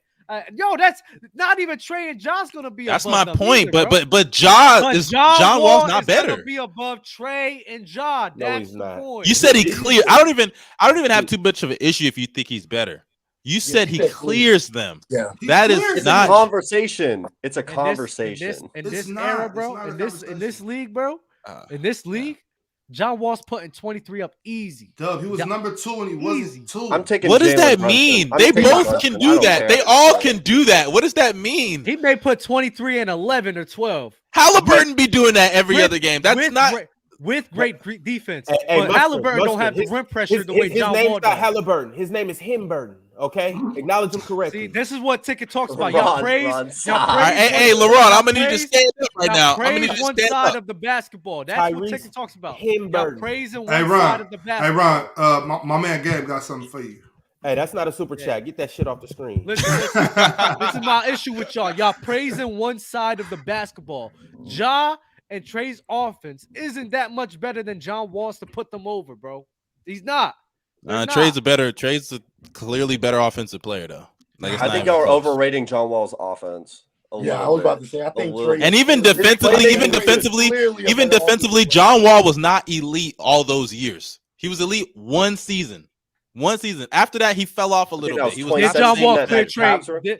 Did John Wall? No, it wasn't even that catch. Oh yeah, he clears. I'm not gonna. He clears. Everybody clears Trae on. Yeah, everybody clears Trae. He cleared Ja. Everybody clears Trae on. The offensive value. I'm with you. Do Trae and Ja have an edge on John Wall? Sure. Not an edge. Not a far gap. It's not a far gap. It's not a far gap. It's clear. It's a clear gap. If they're 10, what's John Wall? What do you think about this? What do you think about this, Mustard? Prodigy saying that John Wall was the original John Morant.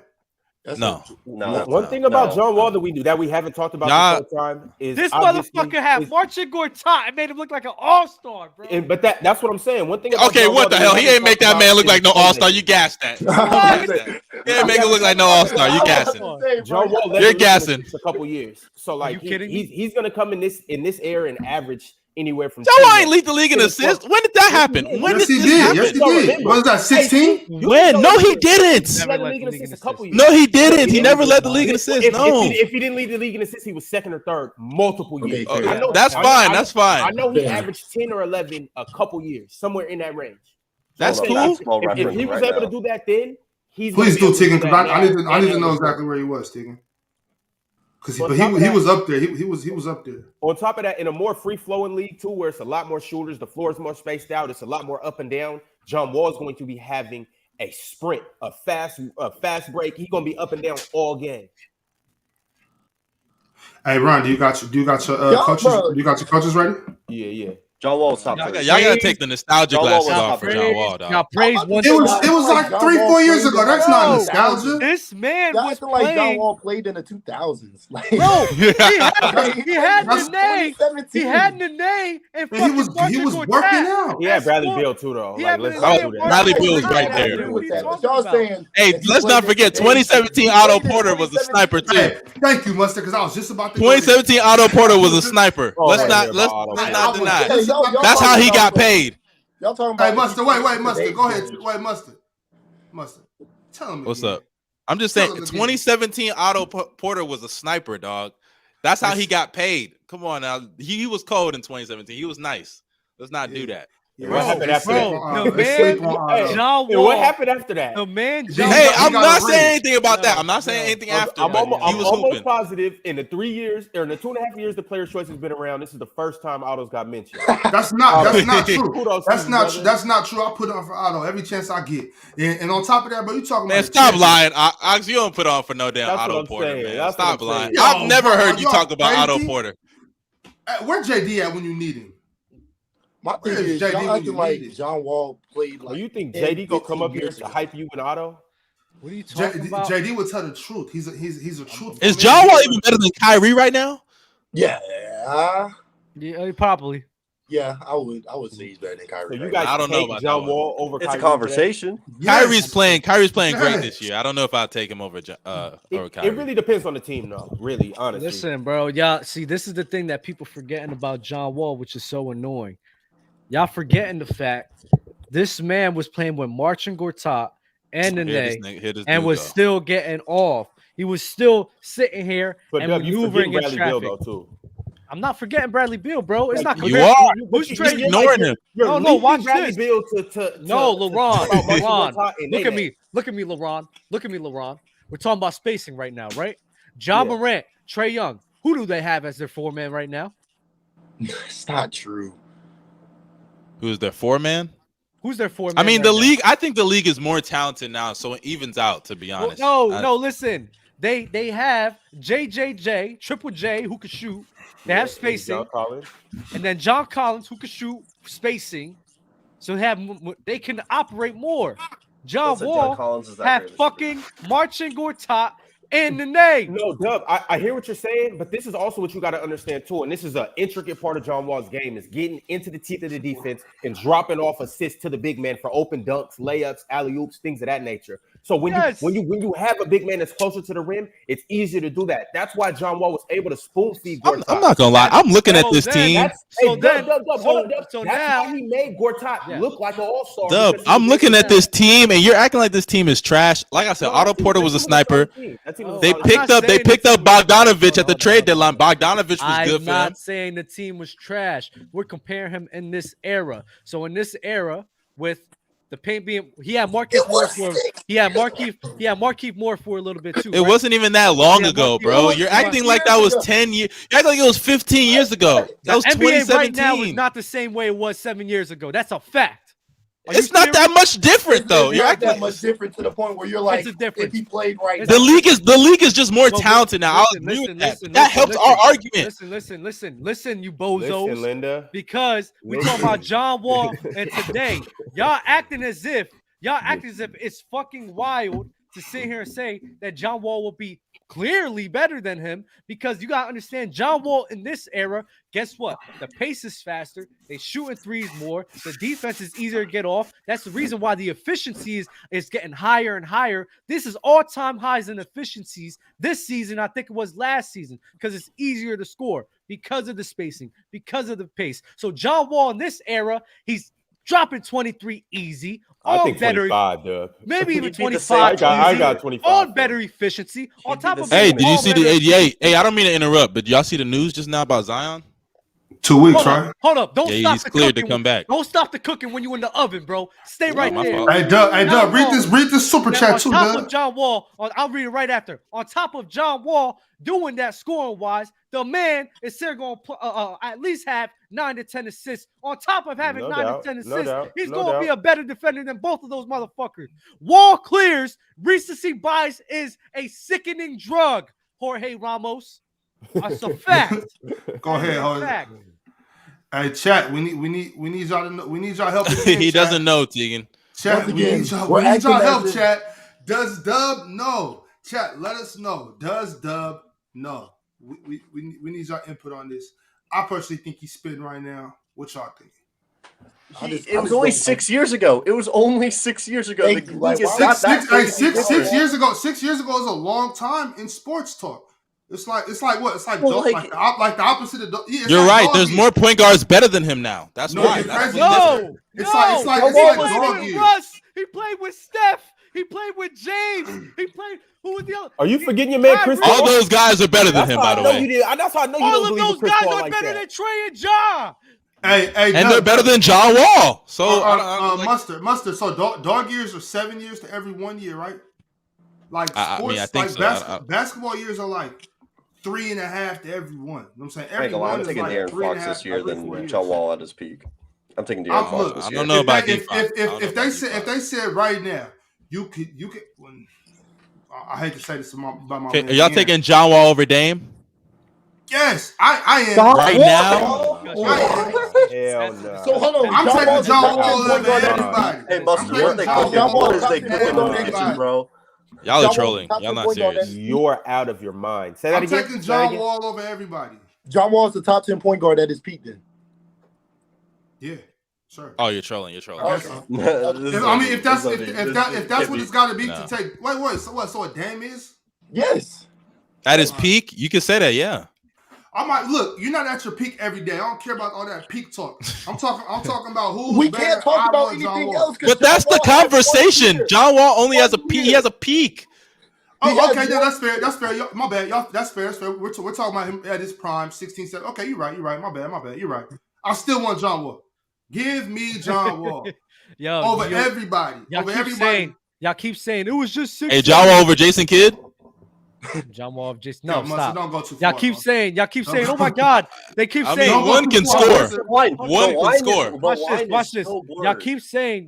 Oh my God, it was only just 6-7 years ago. Watch this, motherfuckers. Right. Mm-hmm. Right now, the pace is at 90. It was been for the last 3 seasons, 99, 98, 99. That's the pace. Let Dub cook. In 2017, the pace where John Wall was the last time prime John Wall was healthy, 2017, it was 96, 95, then 93. The NBA was different at that time. It was. It just was. I mean, that's an increase, but that's not too much of an increase. That's a crazy increase. What are you talking about? That's not that high of an increase. 93 to 99? I mean, that's expected. That happens all the time. Like, that's not that big of a. That's not all the time. That's an expected increase for a 6-year gap. Like, that's not that. Okay, watch this. Yes, here's a 6-year gap. Here's another 6-year gap from 2004 to 2010. 90 to 92. I want you to do 2010 to 2016. Do that. When or no, 2011 to 2017. What's the difference? 2017? Yeah. Dub, like you really are making a good point. I'm feeling all the points you're making. But this you guys are still overrating John Wall. This is what he's trying to eliminate. The league started getting changed because of who? Because the Golden State Warriors implementing their system. And that's my point. So wait. So therefore, that was happening during the 2016 and 2017 season. And they're changing the way that they play basketball. Now, that happened 2 years ago. That happened 2 years before. Them playing, no, stop, bro. 2016. It did. The Warriors took off 2015. Nobody was copying the Warriors in 2015. They started copying the Warriors in 2017, 2018, 2019. That's when the pace started going up. What I'm confused about. John Wall had one of those teams where he had somebody, a smaller four, a frailer four. Wasn't it Markieff Morris? That was his four? A floor spacing four? Like he had that. Like, you don't have that on every team. Even today, you don't have that on every team. John Wall had that. See, he's switching the conversation. No, how am I that's not switching what we're talking about. Mustard moving the goalpost. Yeah, Yeah, I'm bro. not moving the goalpost. I'm telling you, I'm using your argument. You're basing your argument solely on pace. No, hold on. No, we're basing this off of the way that the league was playing. Pace. No, we talking about how the league was It's playing. literally pace. It's just pace. That's all you're basing it off Watch of. this. No, watch this. We basing this off of how motherfuckers were playing basketball. The Golden State Warriors. I told you they had a 4-man who could shoot. Watch this. Watch this, bro. Watch this. Come on, bro. Watch the Golden State Warriors, right? The Golden State Warriors started coming into the league in 2015, 2016. Then Mike D'Antoni, his offense was taking the league by storm too. So guess what? In 2017, 2018, 2019, the years that I'm giving you, that's when the league is changing. But every year before that, so 2016, 2015, 2014, they were still using lineups with the center, with the power forward, not stretching the floor like that. It's where you had Chris Bosh down there, Kevin Love down there, where you had LaMarcus Aldridge too. They were still using lineups like that. Where you shift into the next 6 years, you're not seeing lineups like that. You're not seeing lineups with LaMarcus Aldridge on the court at the same time as who was the center for the Spurs at that time? I forget. Was it Not even Duncan. It was Tim Duncan. No. Thiago Splitter at that Splitter. time. LaMarcus Aldridge while he was in Portland. The league shifted. I mean, you got Mobley and Allen. You got Matt Giannis and old dude Brooke. You got a couple of them right now. It's not centerless. Some of the top AG and Jokic. There's big men today, man. You tweaking on that AG? one. AG and Get the Jokic. fuck out of here. He's not like a LaMarcus power forward. What are you talking about? But he's a 4, right? He's a 4. He's a 4, but he's not playing the same way that the 4s were playing back then. What are you talking about? Hey, there were still stretch 4s back then. But they were playing more like you had Kevin Love, right? Kevin Love. LaMarcus was already changing his game. LaMarcus was already changing his game to be more perimeter oriented. Yes, but guess what? He's still a 4. He tried, but guess what? He is still a 4. Dub, with that being said, though, like I hear what you're saying, but that it's a give and a take. Like yes, you have 4s that are spacing the floor, but that doesn't always necessarily mean it's more effective for you as a point guard. Like I'm saying with John Wall, when he had Nene come in and setting a screen for him on the pick and roll, now he had Nene rolling, and then he had Gortat under the hoop in the dunk spot. So now it was 2 people that he can get assists with. That's why John Wall was able to eat. Not saying that if he had John Collins or Triple J out at the 3-point line, he wouldn't be able to find them too. But it's a reason why he was making Gortat look so. No, wait, John Collins sucks. I don't even know why. Dude was under the hoop all day, every day getting spoon. When did John Wall play with Mike Scott that year? Mike Scott that year too. I forgot about that. Y'all are gassing John Collins. John Collins is not that good. I don't even know why y'all bringing him up. Bro, he's not that great. He's not. This year he's been trash. He had Marquise Morris and he had Mike Scott at his 4s. He did too. He did. Like, what are you? Yeah. Look at Dame right now. Dame does not have some electrifying. I gave y'all the years that y'all said 2017 and 2016. I'm saying the way that the league was played at the time, they're not using 4s like that anymore. Because those 4 now you need 4s who can guard. That's just not true, though. They still have such 4s. That's literally not true. Hey, fellas. Look, I love this conversation because I love John Wall, but you know what I'm saying, we got to cut it off because I got to get to the super chats. We only got 14 minutes left of the show. So, whatever we got to save it for Sunday. Derek Favors out there. We got to save it for Sunday. Or you know what I'm saying? Oh, man. But look, hey, before we get to the super chat, Laron, you want to kick off your most overhyped and most underhyped coaches, and then your Mount Rushmore. All right. I'm gonna make this pretty sweet and simple. Please, we don't want underhyped coach. Absolutely, no doubt about it. Pat Riley. Pat Riley don't get the credit that he deserves as a head coach. Pat Riley was a GOAT. Is a GOAT. Most overrated. Oh my God. I hate to even talk about this guy, but yo, them years down in Houston, them years in Phoenix, that I told you. That is such hating. That's hating. Anybody. Say his name. Any of you guys. No, I don't want to say his name. Right? Hey, any one of you guys can come up here with a premier point guard. Just give them the ball and say, go out there and run up the floor as fast as you can. Anybody can get Steve Nash and say, hey, just run up the floor and get a shot in 7 seconds. And Steve Nash should do that and make your offense look good. Anybody can give Chris Paul or James Harden the ball and say, hey, come off a million screens, shoot a bunch of threes, and just play run and gun offense. That's AAU basketball.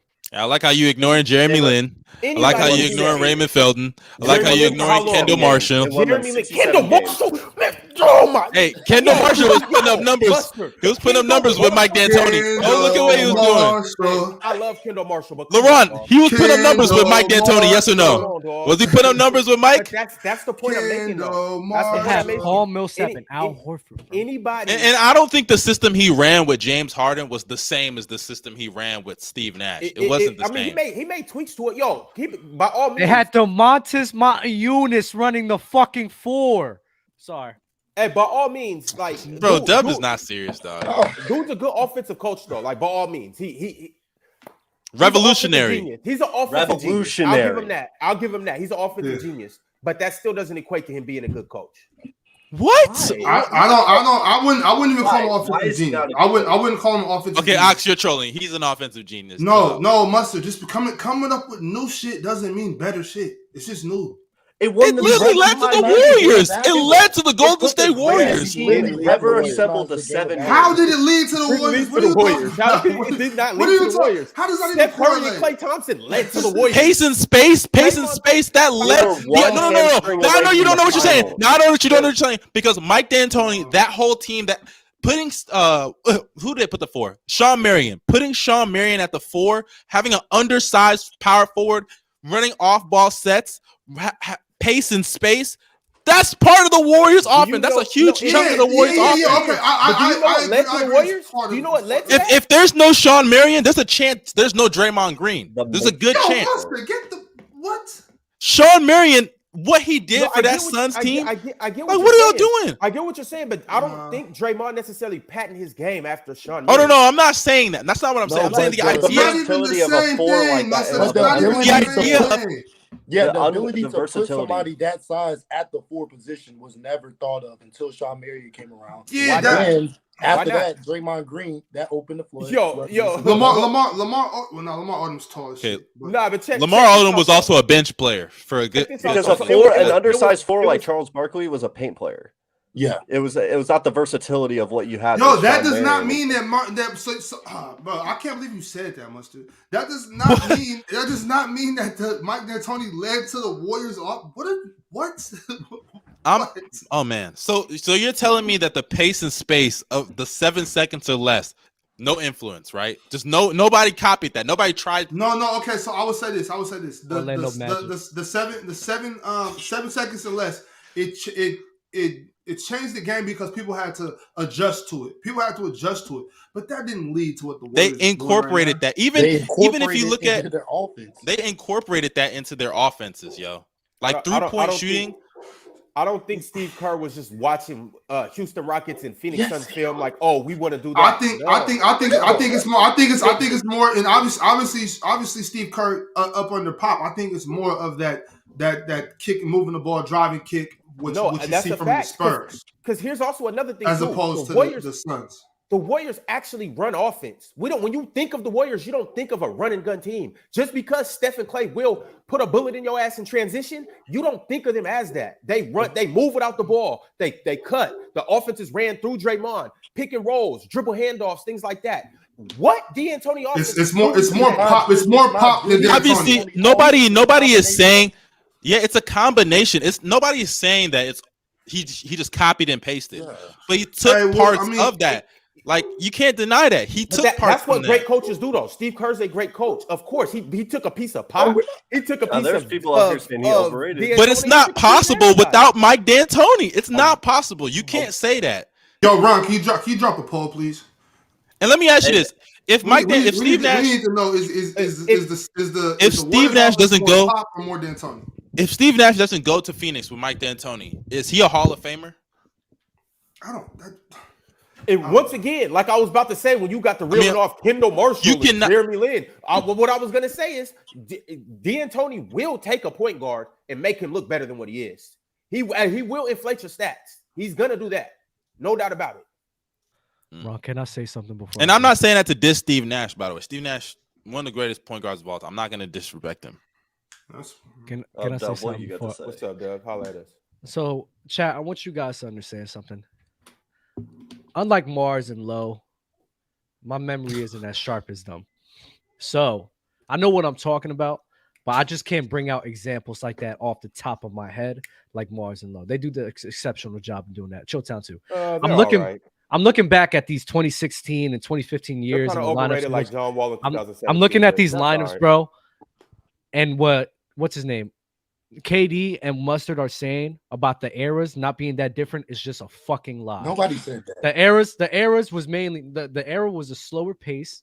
What was predicated was stretch bigs. They were running lineups with Serge Ibaka and Steven Adams, Blake Griffin and Serge Ibaka, who was spacing the floor at that time. No. He was spacing the floor. Wait. Let me finish. Right. I mean, you just lost right there. Watch this, Mustard. Watch this. Just listen for a second. Because right now in this era, it's not about the stretch big era is over. Era is over because you need guys who can guard up on the perimeter. That's why it's over. So now you're not having a Demontis Eunice out there. You're not having a Ryan Anderson out there. You're not having Zebo and Marcus Saul out there anymore. You're not having a Al Horford and Paul Millsap out there. You're not. Doesn't that benefit John Wall? No, having stretch you're not listening. I'm not even on the John Wall topic anymore. We're talking about the eras now. We're talking about the eras that you get cooked in.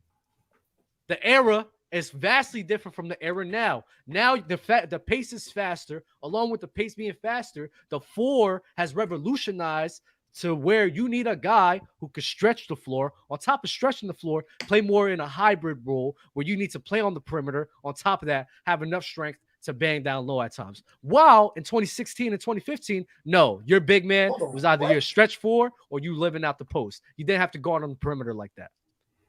Hold on. I never went back as far as they had Roy Hibbert and David West playing around the same time. Because I never went back as far as 2015. I said the 2017 and 2018. I was about to say, dog. Because that's the season we were talking about. Now, if you went back to 2016, 2015, yes, there's major differences. But I was talking specifically that 2017, 2018 season. Okay, cool. Serge Ibaka and Jonas Valanciunas. What the fuck is that? Ibaka was shooting. What is Nick Claxton and Ben Simmons? What is Nick Claxton and Ben Simmons? You're not listening. What is Nick Claxton and Ben Simmons together? What? That's a front court in today's game. You're naming a couple. First of all, Ben Simmons don't play like a 4. Don't even use that. He plays the 4 for the Brooklyn. He does play like a 4. He plays like a 4. On the perimeter. That's one.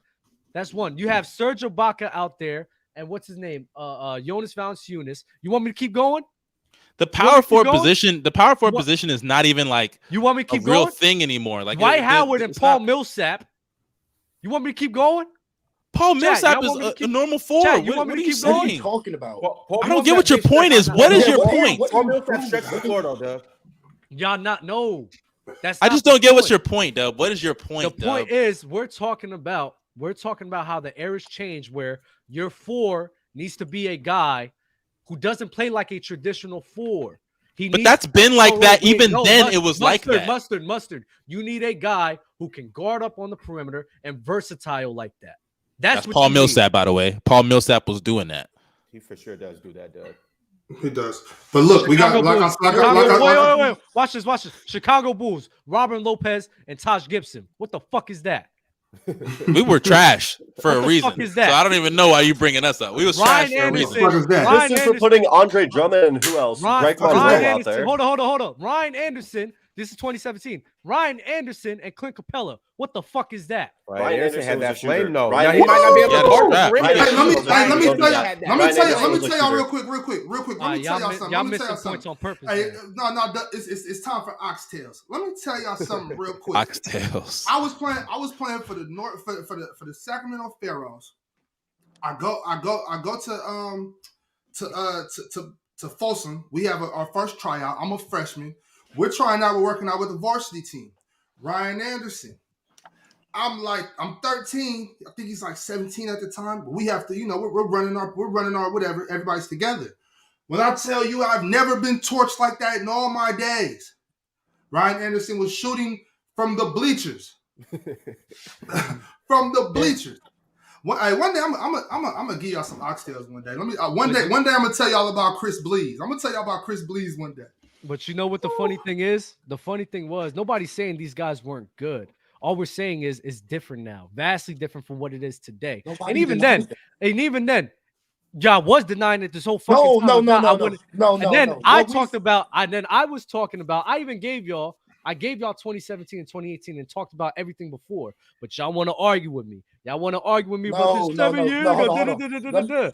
Listen, bro, y'all just wrong, bro. Just take your L. No, because what you're doing is you're saying the eras were different because of this, that, and the third. What we said is you're saying that John Wall played in a completely different era, separate from John Morant and them today, and you're using 2017 to just. We're saying that it's not that different of an era for you to simply say if John Wall played in this game, he would be this much better. That's all we said. But you see, this is why I say people don't even listen. All I said was John Wall will probably be at 23, and then Ron said 25, and I jumped on the 25. But I said he'll probably be a 23, 24 guy. That's not a crazy jump. I'm not putting him at a higher level. He would still be having like 10 assists with good defense. How is that me saying he's going to play on this crazy level? No, I'm just saying he's playing better than Trey and Ja. Like I said, I love the argument, but we're gonna have to push it to Sunday. Bro, they lying on people's names up here, bro. Dub didn't want to let this go. He didn't want to let it go. We have to. We gotta let it go. Everybody from that era, their stats jump in this era too. Yo, if you take Isaiah Thomas from that era, he was averaging 30. It's not our fault you showed up with 30 minutes left in the show. I know you feisty. I know you ready to go. Ron, do you have time? And Bobby, if you gotta go, me and Ron will run this shit. We'll go for 6 hours. If that's what y'all want to do, Ron, you can't run it for 6 hours because at 2 p.m.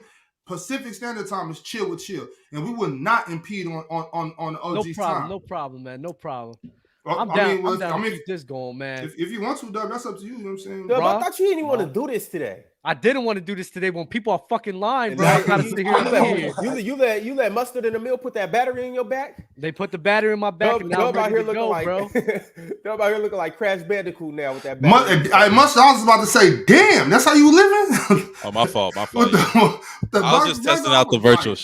My bad. Like, damn, bro. I seen Laron with that blur background. I was like, hold on, let me see what backgrounds I got. Yeah, so I mean, if y'all want to, let's keep. Hold on, wait. Can I? Oh no! I gotta eat, dog. I ain't gonna lie. Can I finish my whole coach soliloquy? Go ahead. Hey, not gonna lie, you look like Jordan Poole, bro. Bro, everybody be saying that on TikTok, bro. I was like, bro, he looks like somebody, and I cannot remember. It finally just clicked. They were losing off on Sunday. The chat was going crazy, and it was funny because when they started doing that, we were actually talking about Draymond Green punching Jordan Poole. So I was gonna try to I was gonna try to throw it out there like damn, you let him get off like that. But you need to change your name to JP's Burner. Hey, so I mean, I'm gonna jump off there. If Dub, you and Ron. Yo, let's just get through these super chats. God damn, you got 18. On the panel yesterday, you had 78. This ain't the panel, and this ain't yesterday. Hey, but you want me and Dub to run through it? No, I'll run through them real quick. If y'all gonna let me, you gotta go. Go ahead. I'm telling you, Dub gonna get mad about something we say, bro. I'm telling you. I'm getting text messages. Your mama calling you? Yeah, I'm on probation. I ain't supposed to be over here.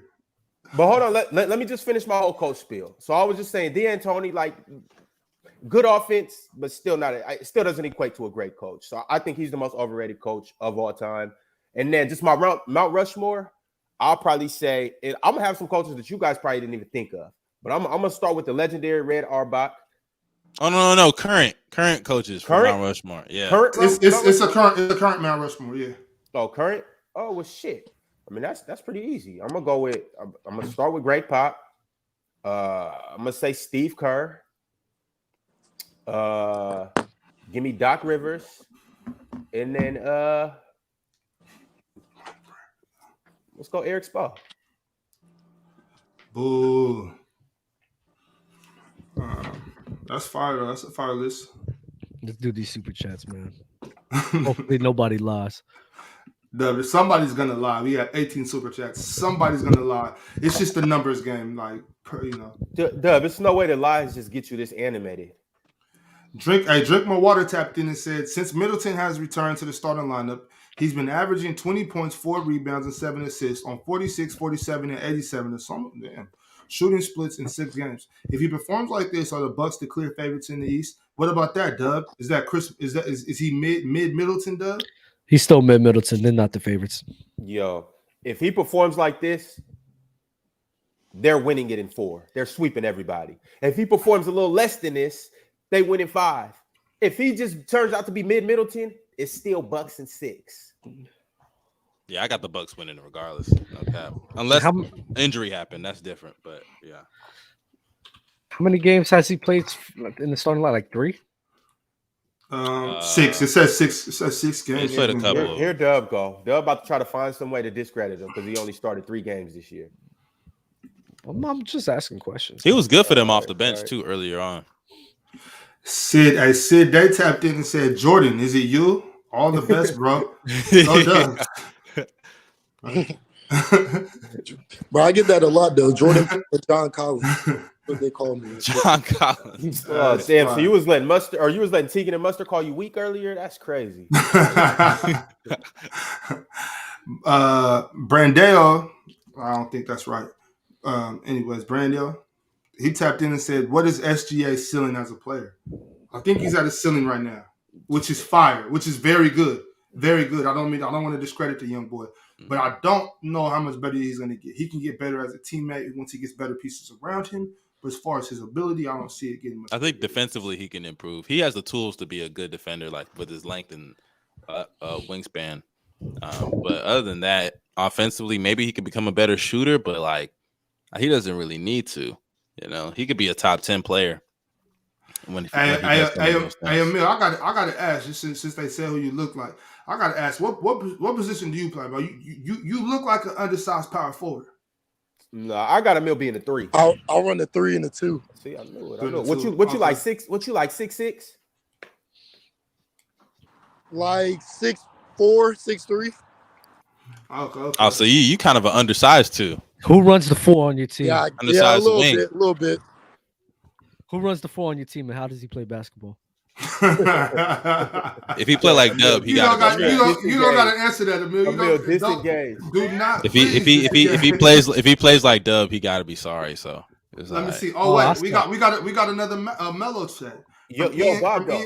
What's up? I just want to answer and say SGA has the potential to be a top 5 player. Yeah, my bad. That's all I'm saying. Top 5. Top 5, yeah. But he's only 24.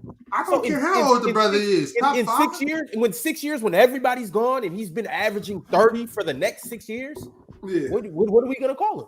Well, remember, Ron. Remember when Jalen Green was playing his senior year down in no, he wasn't Fresno because he went to the Cal Prep. When he was playing at Cal Prep that last year, I said, "Look, get this kid 6 seasons. He's gonna be top 5 player in the NBA." Jalen Green. SGA is not better than Jalen Green today. What? He is right now. What are you talking about? Well, I mean, for like at this second, but give it 3 months. Hey, yo, Jalen Green. Bradley Beal averaged 30 points a game back-to-back seasons. Nobody even had him in their top 15. Maybe even top 20. You guys didn't. You believe in empty stats. Don't be mad at that. Be mad at yourself. So, as Ian Callahan tapped in, Melo is an all-time great player, but the facts are he was a player who was only worried about getting his, and that's why his teams never had any success. He didn't make anybody better on any team he was on. Talk to him. It's a fact. You spitting. He didn't take away from anybody's game either. Greatest tapped in and said, Dantoni ruined basketball. He deserves blame. No praise. You know what? I wanted to say, hey, how do I keep that? Y'all got to be better than that. With all the other ones. Why do we got to be better than that? Why do they got to be better than that? Why? How can you say he ruined? Tony got to be because he turned the NBA into a prep league. He turned it into AAU. He turned it into running gun. He turned it into rat ball. That's what the NBA is right now. You hold the same energy with Steph? Ball. I'm about to say, so did Steph ruin the league too? Yes. Well, no, not the same way Dantoni did. Steph did it inadvertently. Steph is just playing his game. How is it inadvertent? But Dantoni's not. Just give me a second. Steph made because Steph, look, Steph didn't necessarily ruin basketball, but what happened is inadvertently, there's a lot of kids out here that think they can be Steph Curry. They haven't put in the work Steph Curry put in. They don't understand the hours that Steph was in the gym. They're just not as good. They're just not as good. Mustard. That's what I'm saying. Everybody sees Steph and they think like, oh, that's how we're supposed to play basketball. Steph is doing that because that's the only way he would last in the NBA. But that happens every generation. Kids want to be Kobe, and they go in the open gym and think they can just jack up contested shots. This is a difference, Mustard. This is a difference. Great point. There's a lot more people that are 6'2", 6'3", and can shoot the ball. Nobody can do what Kobe Bryant did, no matter what. But they tried, didn't they? Try? Ox, did you not have teammates that tried? I don't know. We want the same thing happened with Jordan. Same thing happened with Jordan, right? Everybody wanted to be like Mike, right? Everybody wanted to be like him. Dub, once again, what he's saying is you can't be 6'6" and jump from the free throw line and win and dunk on Thank people. you. That's what I'm saying. But anybody can come and shoot free from the logo. You can be 6'2" and still play like Kobe Bryant. No, you can't. No, you can't. Yes, you can. No, you can't. Yes, you can. Because Kyrie's 6'3" doing it. No, that's not Kobe Bryant. See what I'm talking about? Kyrie is 6'3" and he can do Kobe moves all over the place. Why can't you be 6'2" and play like Kobe? You can shoot shots, but you still can't do the same things Kobe did. You have to be that big to do those things. Okay, in the NBA, yes, but in the rec league, you don't have to be 6'6" to do what Kobe does. Wait. You either have to be that big or you have to have incredible athleticism. No, because I'm talking. Kobe, no, wait. Go ahead. Because Kobe wasn't just that turnaround over the left, over the right, this and that. Kobe was playing above the rim. He was playing up here.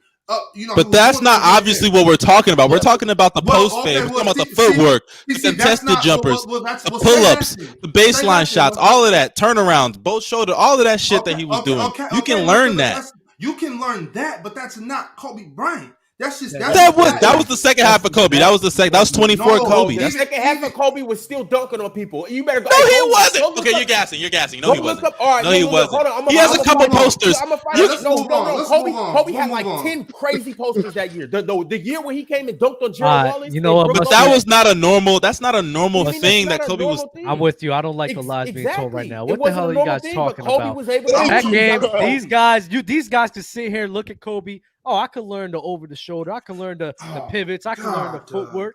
I could sit here and try to be that. What you guys talking about? Saying he can't be that? Yes, they could. No, you can't. You cannot. You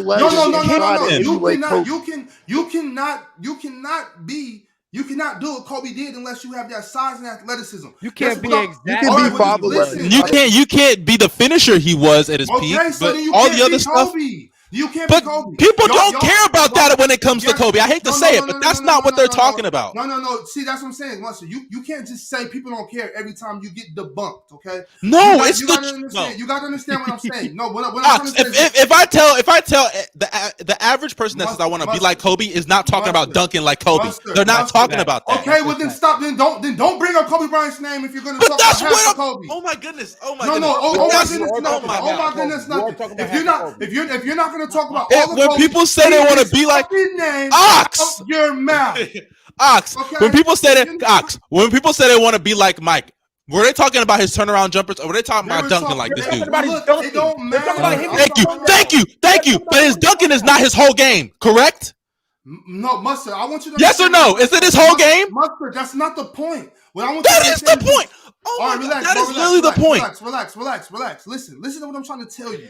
What I'm trying to say is, no matter what people think about breaking down Kobe and Mike's games into parts, it's like this.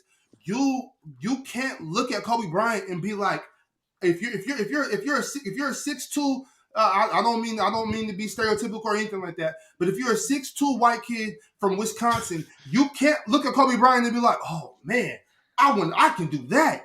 But you can look at Steph Curry and be like, yes, you can. Yes, you can. All right,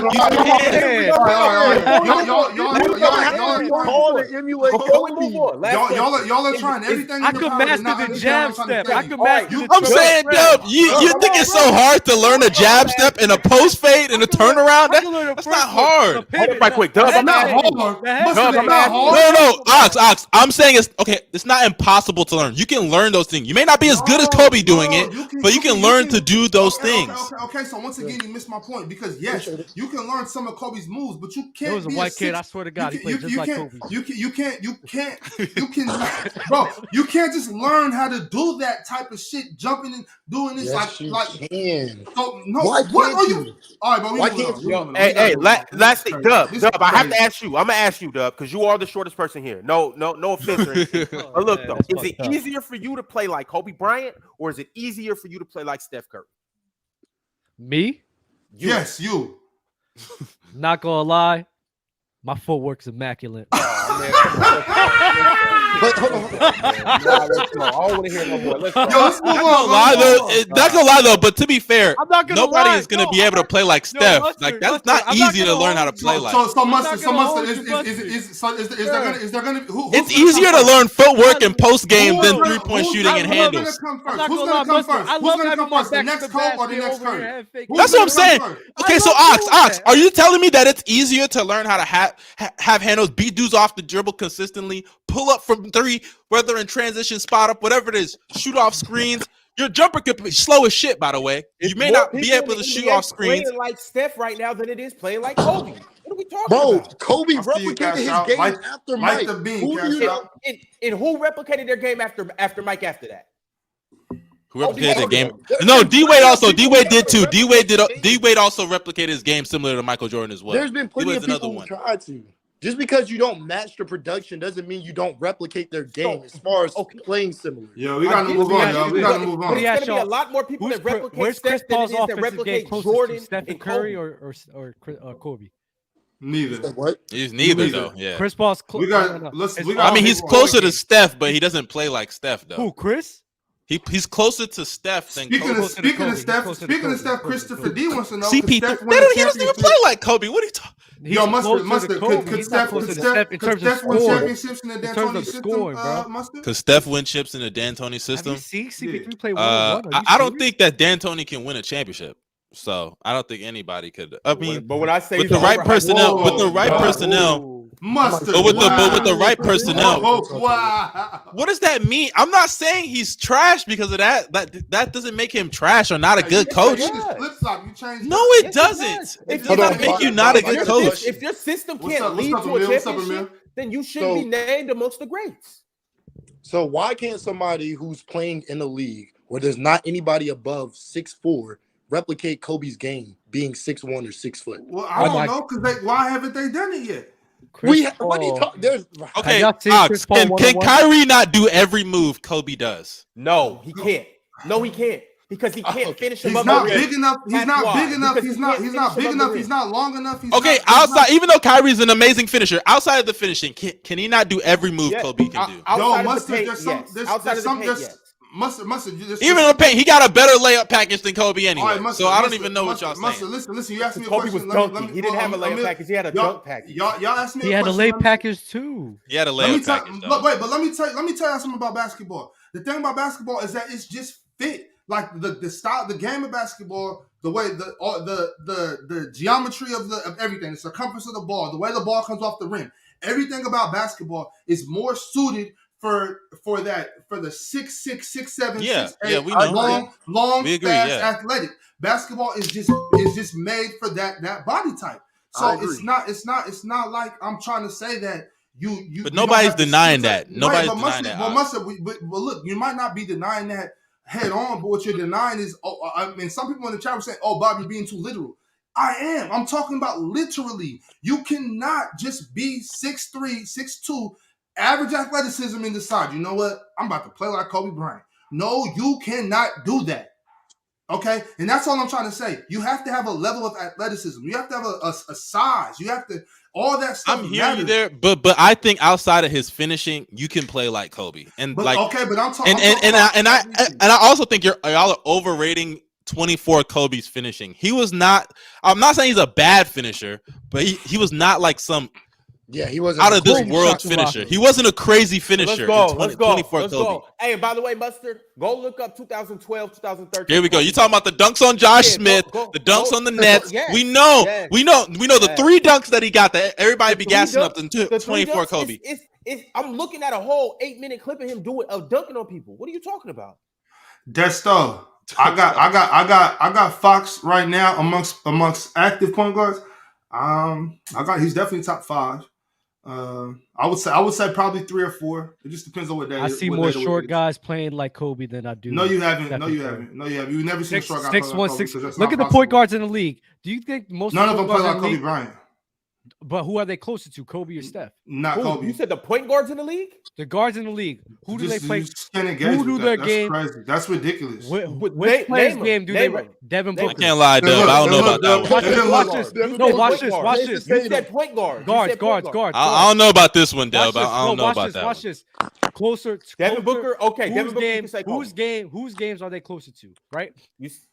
Devin Not Booker. Kobe's. Devin Booker. Donovan Mitchell. Chris Paul. Luka Doncic, Kyrie, Dame is closer to Steph. Yeah, Dame is closer to Steph. But even that Dame has hints of Kobe in him too. Yo, we got Ja Morant. Dub, because you know what I'm saying. You right now you're supposed to be a Kobe fan, and right now I feel like you're not showing acting like a real Kobe fan, bro. But that's why Kobe's so great. The fact that there's so many players that copied his fucking style. They didn't. That's not Kobe's style. Playing like Kobe now too. These fools is not Kobe Bryant, bro. No matter what they say. I'm not saying they produce like Kobe Bryant. I'm just saying they copy his play style. That's all I'm saying. You can't. They tried to copy his play style, but it don't look like Kobe Bryant.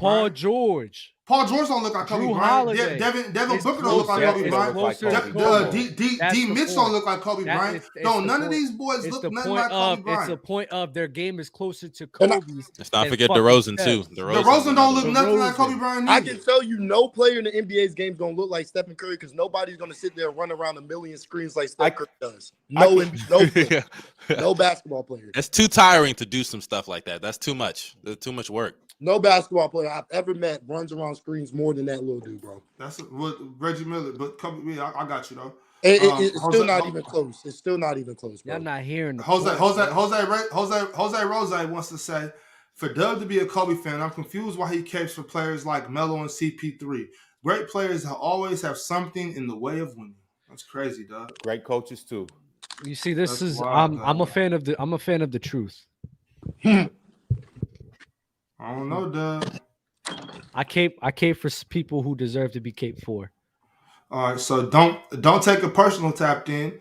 Ja's offense is being overrated crazy right now. He is not an efficient scorer, terrible defensively, and his playoff performances are nasty. Just like John Wall. Yeah, just like John Wall. Yeah, trash playoffs. I wouldn't say trash playoffs.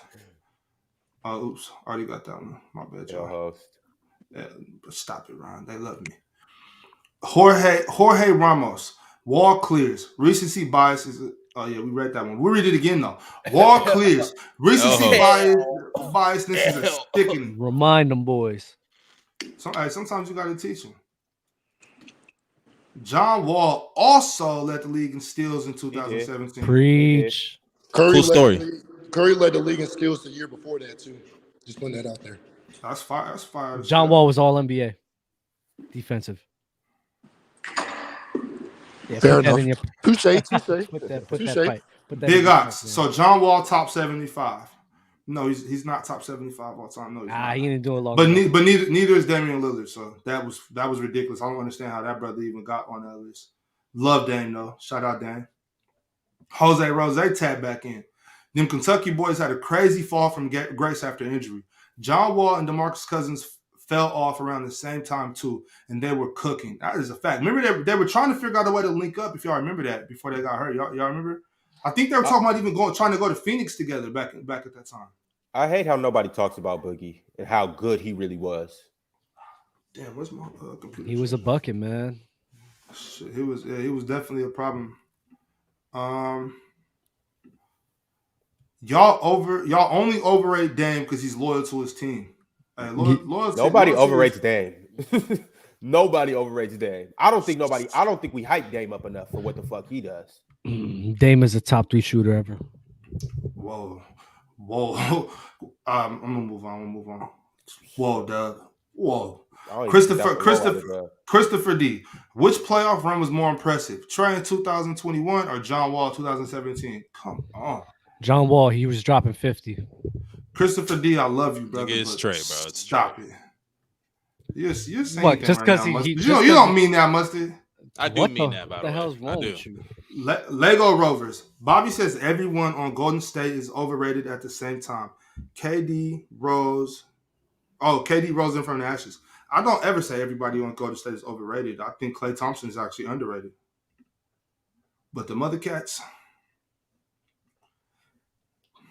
Raw. He had Bosch at the 5 before Golden State Warriors dynasty came in. I'm just saying. I mean, I'm pretty sure Lamar Odom was a stretch 4, but yeah, that's what I said, Ron. But then Mustard was like, nah, because he was a bench player trying to act like Lamar Odom was a scrub. I'm not saying he was a scrub. Well, I never say he was a scrub. Come on now. My bad. I shouldn't have put. I'll put words in your mouth, bro. I'm sorry. Alan R says, Dub on ticket timing with these hypotheticals. Is that true, Dub? All I said was John Walker averaged 23 to 24 points on 10 assists, and all of a sudden I'm using these crazy hypotheticals. I don't get it. Mike, Bronson from the Knicks plays like. I'm not reading that. Anybody want to read that? I'm not reading it. Brunson from the Knicks plays like Kobe in the post. He said Bronson. It's clearly a Knicks player that we don't know about. Get that the fuck out of here. I wonder what his first name is, but we know his last name is Bronson. Quamaria, how do I get on the panel and debate? I have some questions. Yo, Dub, you want to invite him up to Open Gym? Or pull up to Open Gym tomorrow, man, 12 p.m. Eastern time. And Gabe, ticket says some over-exaggerates. I'm giving this man literally one or even keep him the same level as a score. And his numbers are the same, literally. So put that in the pipe. The Knicks plays like Kobe on the post. That's ridiculous. Well, fellas, that's the end of the Super Chats. I think it was a great show.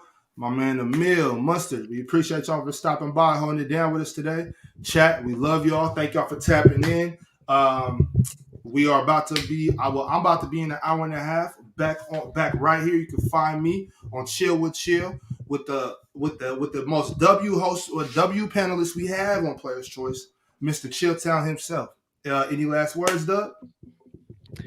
Women lie, women cry. Don't let your brothers lie. That's deep. Why women lie? That's deep, Doug. That's deep. You spitting. I feel like I'm at open mic, right? We talking about women. I'm talking about the two people under me. What's up, Mustard? What you got, Mustard? Any final words? If you know, I won't even go there. Everybody, y'all stay safe. Appreciate y'all for having me on. Right. Dub, you know, you my guy. You was just tweaking a lot. You was tweaking a lot today, but it's all right. Tweaking. Emil, what's up? You got any final words, brother? Paid for. I have let me get out of here. Are you in class? Nah, I'm talking to my academic advisor. But hey, Emil, your academic advisor look like she might be shaped real nice. She sound like give her my business card. Man, the Birdman rub, bro. I get your grades up. Believe me, you don't even have to go to class. Nah, but I appreciate y'all for having me. Ron, that is offensive. I've been a big fan of your page. I want to let you know that too. I'll be watching your videos all the time. Appreciate that. Don't watch Dub. Don't watch Dub though. Nah, Dub, bro, y'all tap into Dub's, bro. This one of the best. Y'all don't want to see the last episode was wild. I'm not gonna hold y'all if y'all want to see that. It was a nasty episode. Wait, Dub, you actually have a channel? I do actually, yeah. Dub, why didn't you tell me you have a channel, bro? You don't even be telling me stuff, bro. I like earning it. I like earning it out the mud, bro. So you feel me? I just don't like. Let me look up Dub's channel. Hey, Ron, Yeah, send me the link. Before we get to your final words, though, Ron, I do want to say this to Emil, and I believe you too, Mustard. You're in school, right, Mustard? You about to graduate this year? Yeah, I'm about to graduate in the fall. Man, I just want to say that, we commend you, brothers. We proud of y'all. Y'all keep working, man. Stand in those books. Take care of business, man. For real. Appreciate keep your head in those books, and not on those volleyball players, or not how tempting they can be. Ron, what's up? You got any final words? Yeah, first off, I'm gonna say I got my mind still on a Mills academic advisor.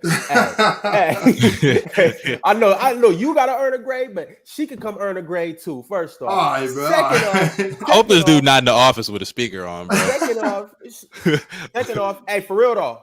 In all seriousness, Gridiron tonight though, episode 100. Pull 100. Up, I'm gonna pop a bottle of champagne for 100 episodes of work we put in. Shout out the whole Gridiron crew from top to bottom. You guys know who you are, and we got a Gridiron legend too that's gonna be here tonight. We gonna get it cracking. Wow, you're putting me in the touch room is crazy. That's fine. Gridiron legend, aren't you? I guess so, man. Yo, that's fine. Hey, shout out Gridiron for 100 episodes. Like I said, tap back in an hour and a half. Right here, you'll find me on Chill with Chill. Hey, somebody get word to Jeannie Buss and tell my baby to call me. Hey man, Black History Month was 2 months ago or last month. So what? I'm gonna teach Jeannie about some Black history. Yo, I'm not gonna lie. On my For You page, I've been seeing a lot of Kerry Washington, bro, and she is so fine. Oh my